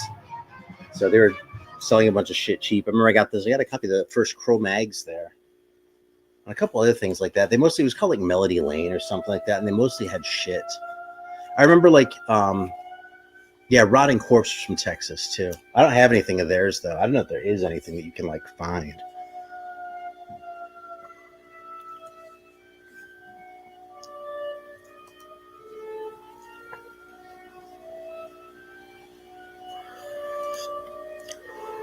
Yeah, on a Headbanging Zulu stream earlier, we were talking about I don't remember how it came up, but they brought it up, like about there was some band that Alex Harvey specifically was really big in Cleveland, but like not in most of the rest of the country. And I remember from back then, like we would get like back then, like usually the most we would price a record at was like $6. You know, we might go up to $8.50 if it was like, you know, something hard to find. But Alex Harvey records we get like $20 out of though. That and like Artful Dodger records, and those are still like maybe $4 to $6 records. Anywhere else I've lived in the country, and like even now, right? Like at my local, if they have an Artful Dodger record, it might be 10 or 12 by now or something like that. But back in 1990, people would pay us $20 for that shit. And I don't know what it was that made Cleveland people like Artful Dodger. I mean, I don't really know why anyone liked Artful Dodger particularly. But still. Yeah, it really kind of is, but like with a really weird singer. He is sort of like Venomish, you know. He sounds kind of has some Kronos moves going on that record. But it's his own style, you know. It's like on Metallurgy the other night, or last night, I guess. You know, they were talking about Cirith Ungol, and they were talking a lot about the fourth record, Paradise Lost, which I just got when the reissue came out a few years ago. And, you know, I liked it, but it didn't like blow me away like the first three had. Yes, Hellstar's from Texas too.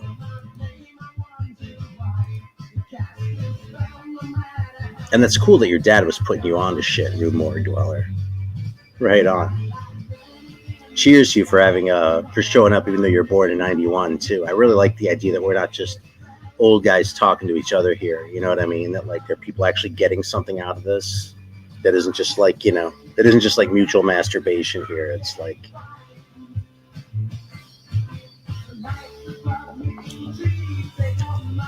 you know, if there's one thing I want to accomplish is to put people onto something new that they might not have heard otherwise.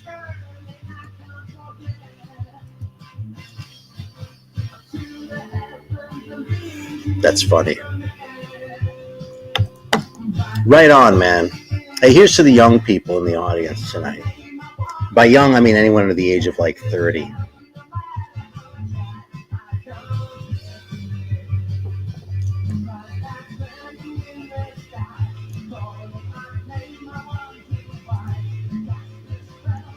I can totally believe that a carnivore reunion was fascinating but not good. There are a couple ways I can imagine that going down. In fact, fascinating but not really very good. You want to know another band that seems like fascinating but not very good? Fucker. Let me get a drink.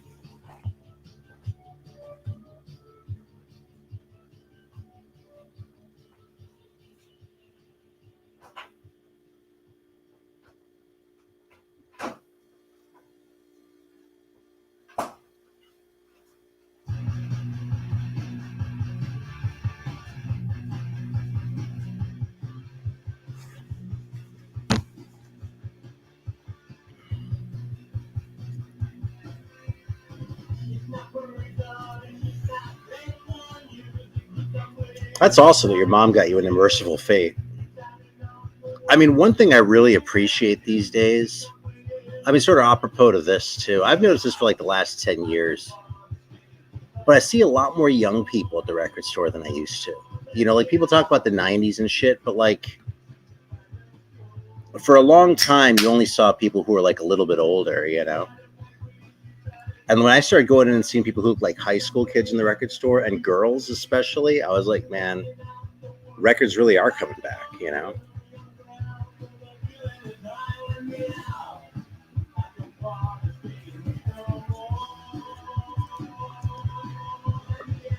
First Strike, man. Someone asked me to pull that out last time. Here, I'll pull it out for you.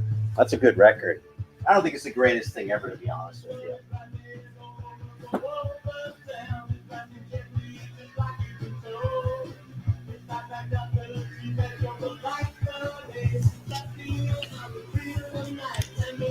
But it's a pretty fun one, man.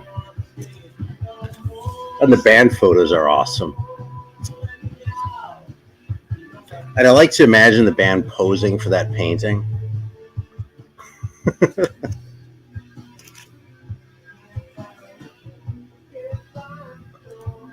Oh, Jesus.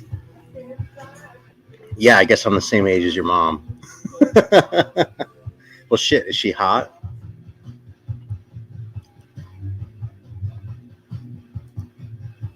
Yeah, it's totally true, man. I mean, the other thing that's different about metal is that metal was so stigmatized for so long, you know, and like going back as long as you can go with metal too, you know, back in the 70s and shit, people looked down on metal. In the 80s, people looked down on metal, you know, and then all of a sudden within the last 10 years, it got hip and prices have shot way the hell up because of it, you know, like for decades, they kind of pressed enough of them for people to get, you know. Because that's what they were going for. It's not like Metal Blade was trying to be like obscure and like cult and shit. They were trying to like make as many records as they thought they could sell. And there were a few they did too many of, you know. But now all of a sudden, you know, it was like maybe 5 or 10,000 copies of a Slayer record was enough in '84. But now, you know. Yeah, honestly, that's not really a bad price for it based on what I've seen.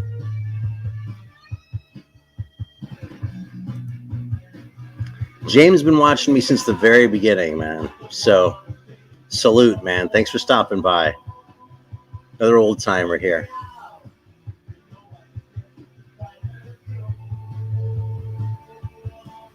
All right, just checking back to see if there's anything I missed in here.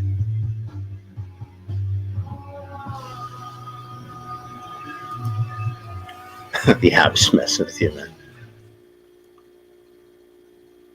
You know, the first Wasp record is fantastic. I think it's fucking great. I really do. But I don't think they ever got anywhere near that height again. Like the next couple were kind of. Actually, I haven't listened to Inside the Electric Circus in so long. I should even say, but the Last Command one, you know, it has its moments, but it's a little bit silly, you know. And then I've heard people say Headless Children, you know, was sort of, you know, is darker and sort of more serious and kind of better for it. So I checked that one out too. And I mean, I think it's a good record. I think it's a legitimately good record, but it's not the first one, man. That first one is just, even though it's kind of sillier than the Headless Children, it's just better, man. The songs are better. It's just kind of more fun, you know? Yeah, see, there we go, man. Headless Children right there. That first one, though, I'll still take over it. And I don't have Crimson Idol. I should probably give it a chance one of these days, though.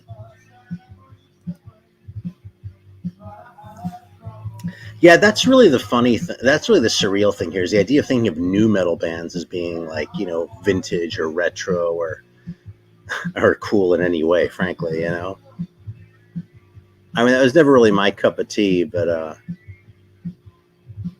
as always, it makes people happy.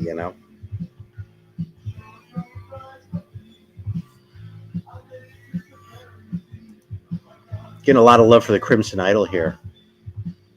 It's definitely noted here. I've been curious about that one for a while, so.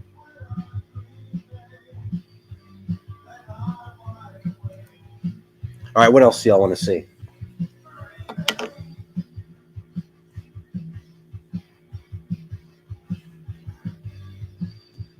Yeah, I think the one I was trying to find was the UFO thing was the Trident song. So yeah, it's funny. I'm gonna bag this one up again too, but don't snooze on Doomsday News if you don't have it. It's really a worthwhile comp. And like Thumbfinger was saying earlier, man, comps tend to be cheap. Even kind of rare ones are. I mean, there are a few that people know about. Like this one's gotten kind of pricey. Or this one. I pulled this one out to show if anyone gives a shit.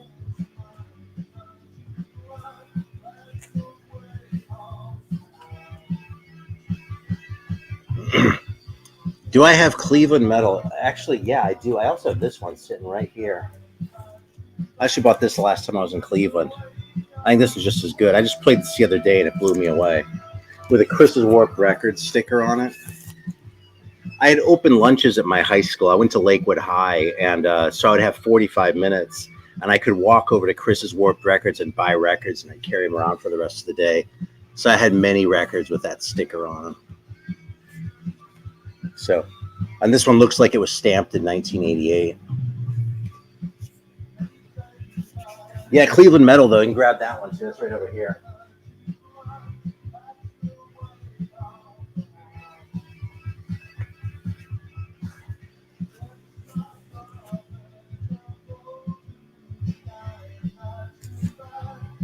Yeah, great comp, man. Really good bands on both of these. Now, this one has Black Death on it, and this one doesn't. And Black Death is kind of the GOAT as far as I'm concerned.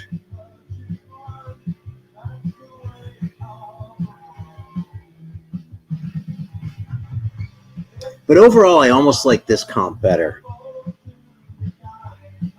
This one has like Shock Paris on it and Breaker. Has a Mistreater song, Sacred Few, Cerberus, Black Death, obviously. And then it has Sorcerer, too, who also had a song on this one. This one, it's like Sorcerer, then a band called Sinner that you've never heard of otherwise, Mary Hoax, Gut Wrench, White Knight. Like a lot more sort of nobody bands on this one, but I kind of feel like this record's a little hungrier even than this one. They're both definitely worthwhile. I mean, really good records, man. Cleveland really had more than its share of, I was going to say good metal, but really good rock and roll. I mean, we had Screaming Jay Hawkins, too. Yeah, Black Death is like one of the greatest things ever. Yeah, here, you want to see a good Aussie one?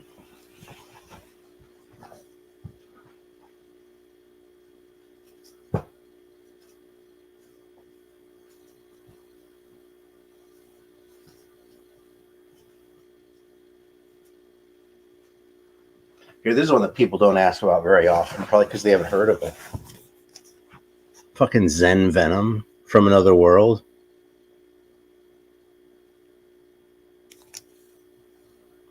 How about that?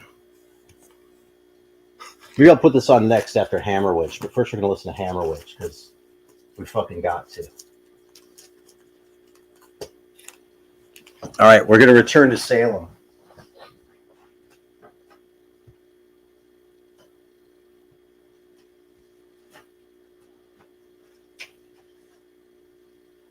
One thing about streaming like this, I have to put all the fucking records away when I'm done. I always make a big ass mess over here. If you watch my videos, you know exactly where the mess is. So.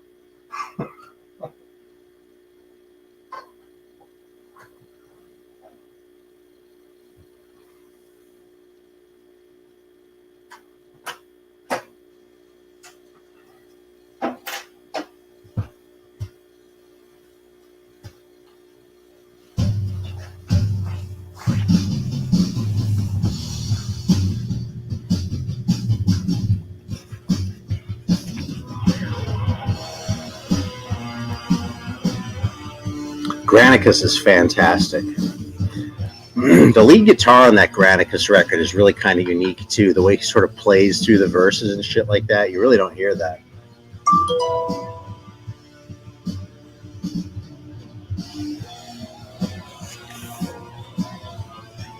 All right, this record's great, but this is Hammer Witch right now.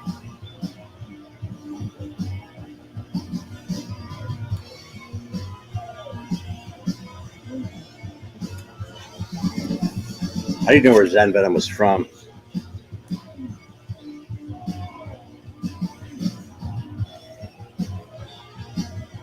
You know, something it doesn't even say.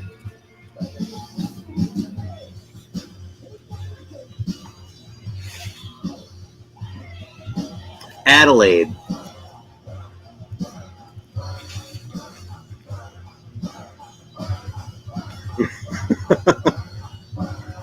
Remember, just because someone's asking for that much doesn't mean it's actually worth that much, okay? But yeah, it's not the easiest one to get your hands on.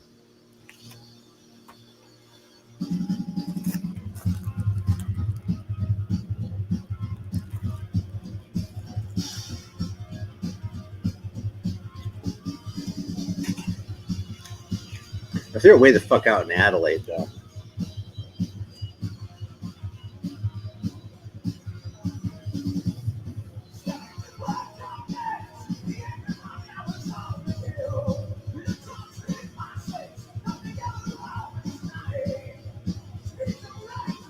Do I have the Troll Feroz record? I don't know. Let's take a look over the T's and see what I find.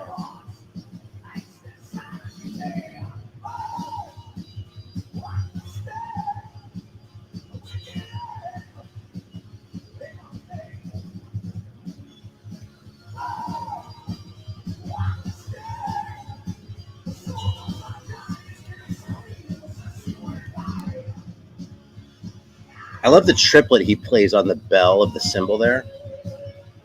Or the bell of the ride cymbal, I guess it is. But in the chorus, like it's in 4/4 and it's fast, but it's like ding, ding, ding on the ride right there, sort of snuck in the middle. It's just fucking, it's like little things like that that make a record great, you know? This is a great, like, fast shit record, man.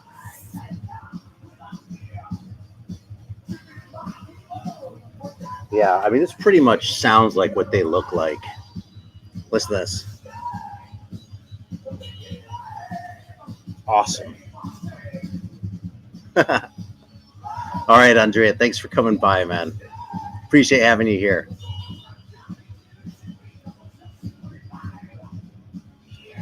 I do not know the Almighty Strut. No, never even heard the name. Yeah.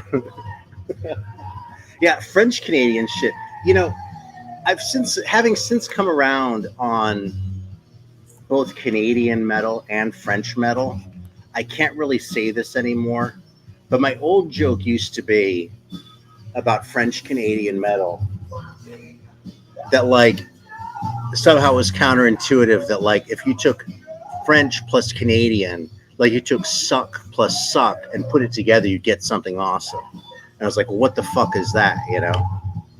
But there's so many great bands from like Ontario and British Columbia and all over the fucking France now. It's like I'm way too omnivorous to make a joke like that anymore. But I still think it's a little bit funny.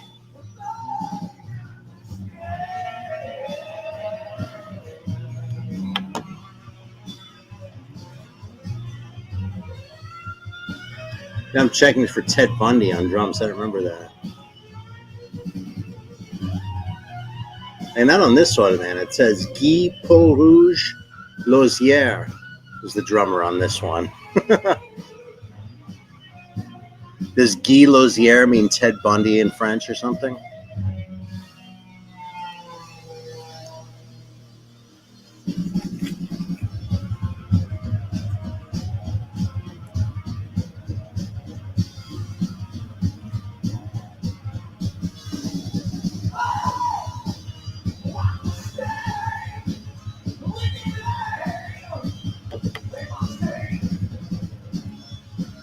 Oh yeah, totally. The fact that there even are videos of Troll Feroz just blows my mind, you know?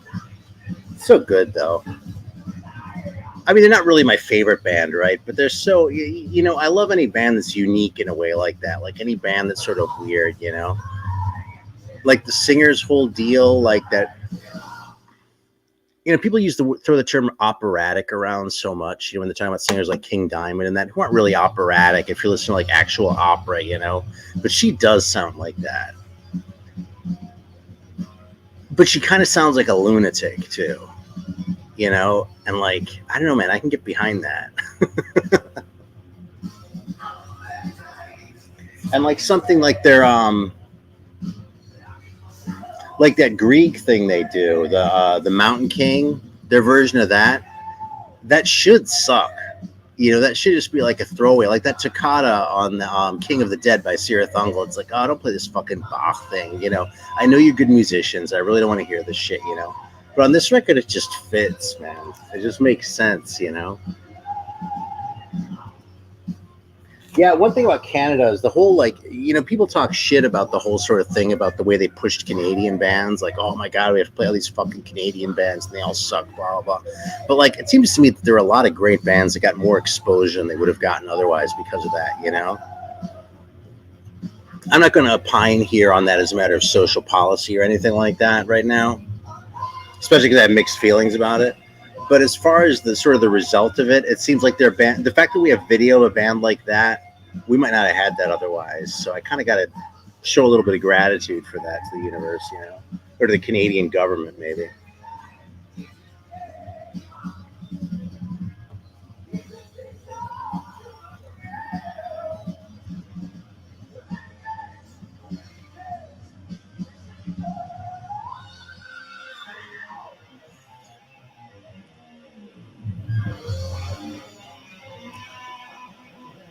All right, what do we want to talk about now?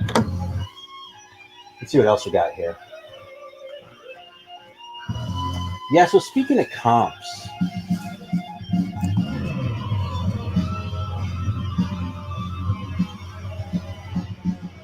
you know, so I thought this one was still sealed, and I was going to say, oh, we can crack it together or something like that, but it's actually not sealed. So, yeah, this one though, this is a really good package too, man. This is Chicago. There's some really good bands from Chicago too.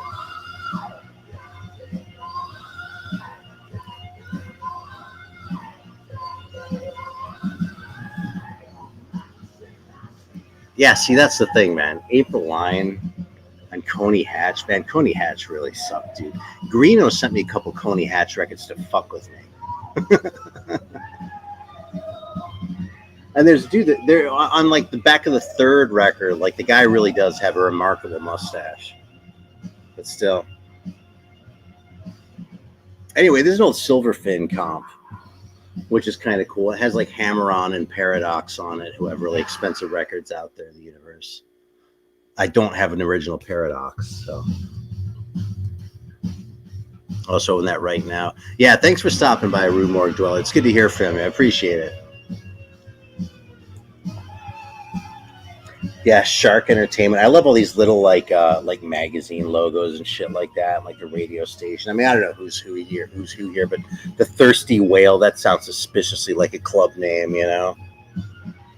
DJ's Pro Audio and Video, that sounds suspiciously like a studio. And the Illinois Entertainer sounds suspiciously like a local magazine, you know.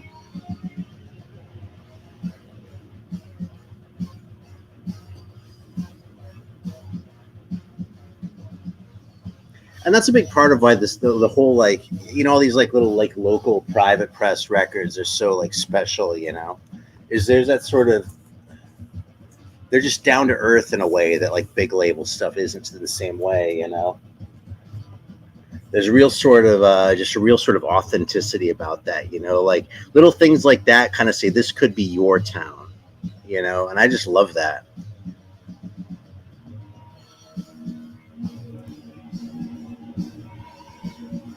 Any funny video store horror VHS memories?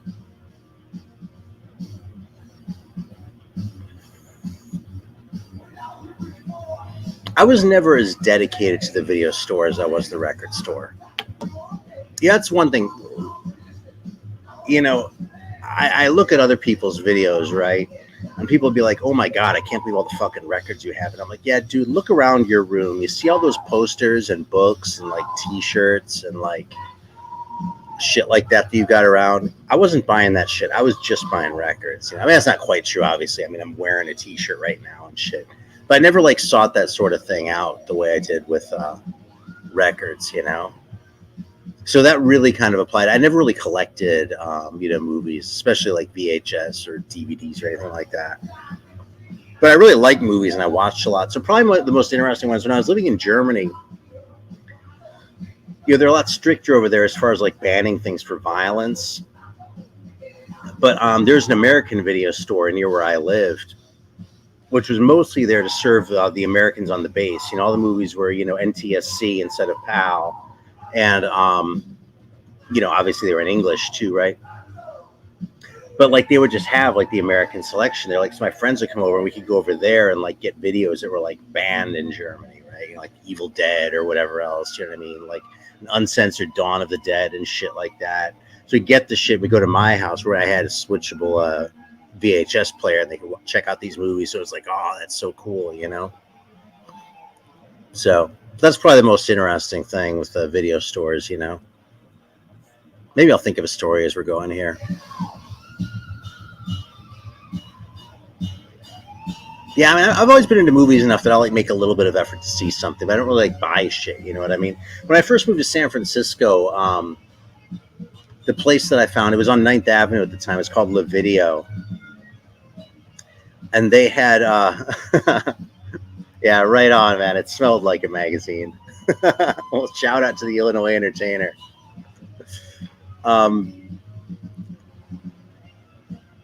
Yeah, they had all sorts of shit like Italian horror movies and that, and they would like have, like sort of like a homemade box for the VHS, and it was like they had found a Japanese laser disc of it and like had it sent somewhere to like get it dubbed or like English subtitles put on or something like that. So, so you get like a movie that would be like dubbed into English from Italian, but it would have Japanese subtitles from the Laserdisc or something. And like if it had the homemade covers and shit, it would always kind of catch my attention. Oh, someone cared about having that one in stock, So I'd search those kinds of things up. I never really collected it so much, Yeah, I mean, I don't know how hardcore it is now with the, banning and shit. But yeah, it was kind of weird to me because, in the U.S., people tend to freak out over sex and like, over there'd be like a shampoo ad with like full frontal, but they would ban the Evil Dead where it's like, I'm like that. I mean, yeah, it's gory, but like a lot of it looks like fucking claymation, It's like, how intimidating is that really,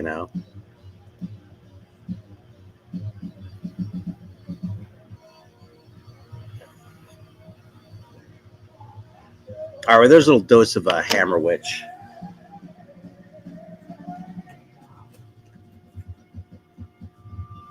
I'll put on a little Zen Venom for a minute. And then we're probably going to call it because it's getting kind of late here.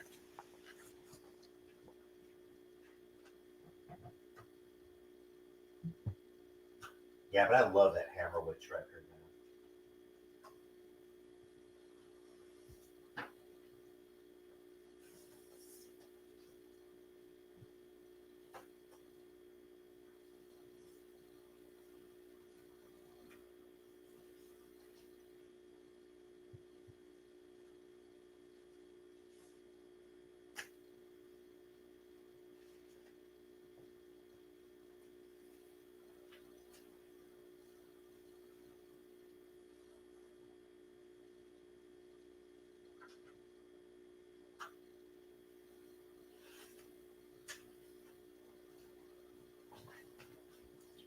All right, here we go, man. This is the mighty Zen Venom.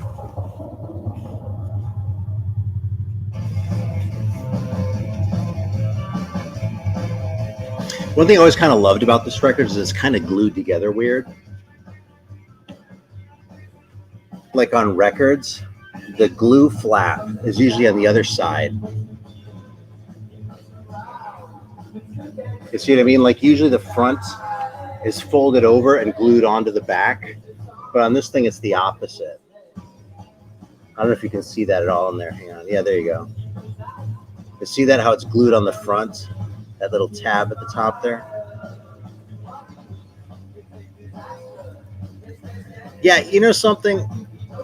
That's kind of how I felt about the scene in Cleveland. But last I checked, they were still around too, and it's the sort of thing where I kind of appreciate it a little bit more in retrospect. You know, maybe they talk about a lot of crap that I don't care about. Maybe I don't respect all their writers, but you know, they're doing it. I kind of appreciate the.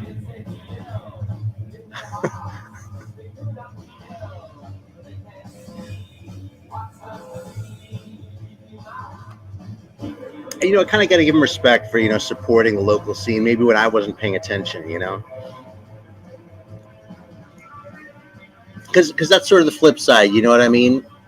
It's like I look back on the scene and shit like that, and maybe I wasn't if they were supporting Black Death back then just because they were a Cleveland band, even if maybe if they didn't sufficiently appreciate how great the band was. It was before I clued into that shit, so I feel like I got to give a little bit of credit there.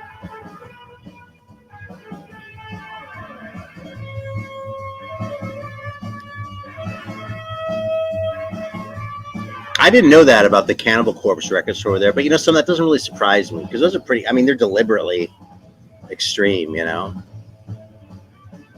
That is funny though because even over here in the U.S., like they still sell the censored versions some places. Like Walmart or something like that will have the censored ones, but yeah.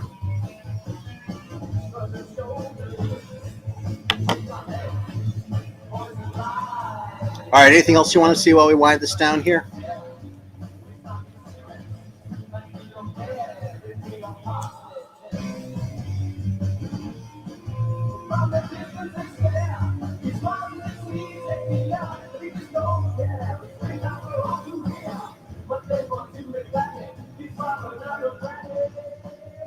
It's funny. When I still lived in Germany, I was just starting to get into Kiss. And it was a big deal to me to get the Kiss with the original logo, with the SS, and not the ones with like the backward Z's. So it's funny. I come over here and those are everywhere. It's like nothing at all. It's completely worthless, And the ones with the backward Z S's are kind of more sought after over here. I mean, it's not like a big deal. They're not like big collectibles or anything. But if anything, people care about those more over here than the ones with the original SS. But I've always bought the other ones, And it's not like latent Nazi sympathies or anything like that for me, any more than I think it is for like them, It's just because, oh my God. Yeah, no comment, man. Y'all do have a reputation, though.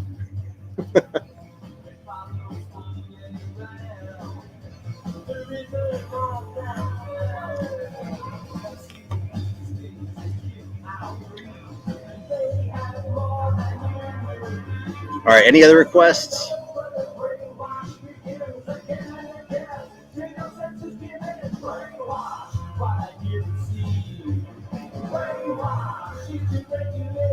Like there's something so amateurish about this, but it's really well made, Like the singer sounds good. He just doesn't sound all that metal, you know what I mean? He sounds like kind of like a 70s punk singer in a way, This really sort of unusual phrasing that isn't quite weird, but I think throws a lot of people off. I think this record's kind of underappreciated. But I love Zen Venom. Where'd Mr. Explosive Action go? He probably bounced with the other 10 people who have left. I don't have a whole lot of Australian shit. It tends to be hard to find that stuff here. But there are a few I'd like to get my hand on. I'd like to get the Trilogy records. I don't have either of them.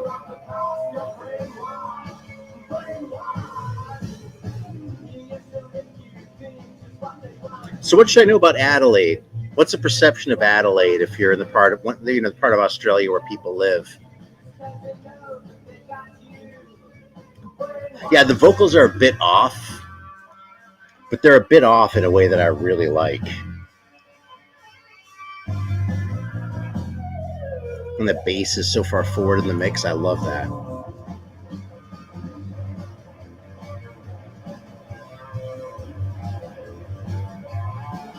Also, I've got all my Australians here, man. Right on. That's why I stream in the middle of the night. I don't get anybody on the East Coast, but I get some Texans. I get some Germans.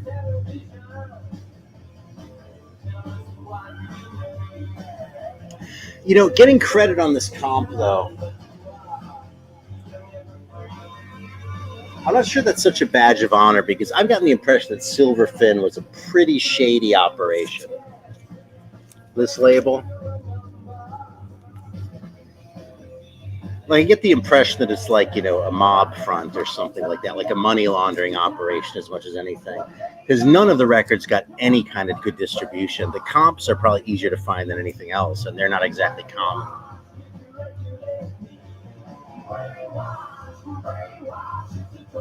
Yeah. So, still though.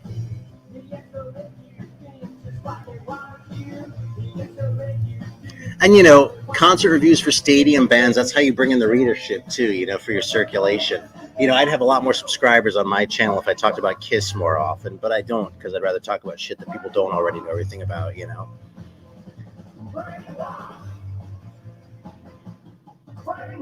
That a big country city would have sounded a lot, it would have been a lot harder for me to sort of get my head around the idea before I moved to the South.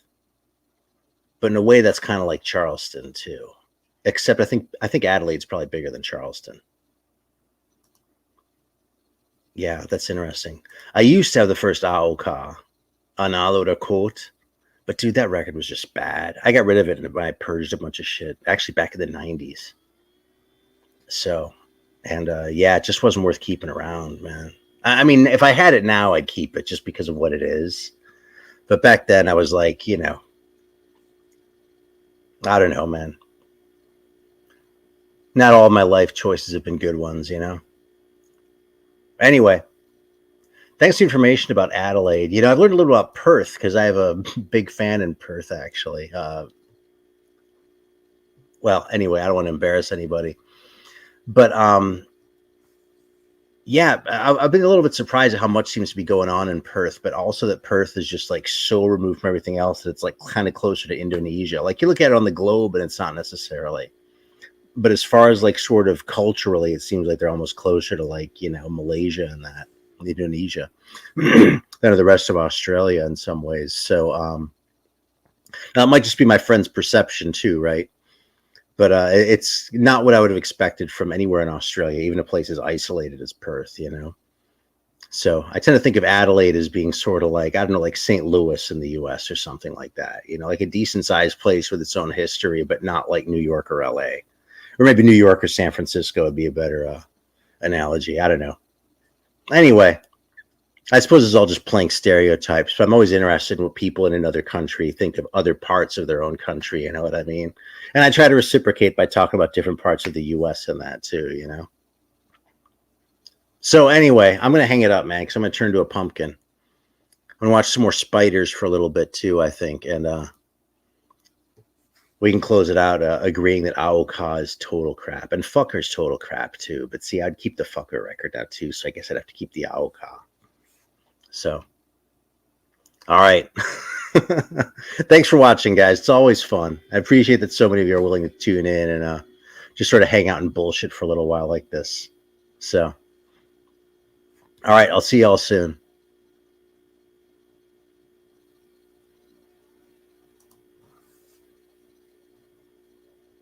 Gute Nacht.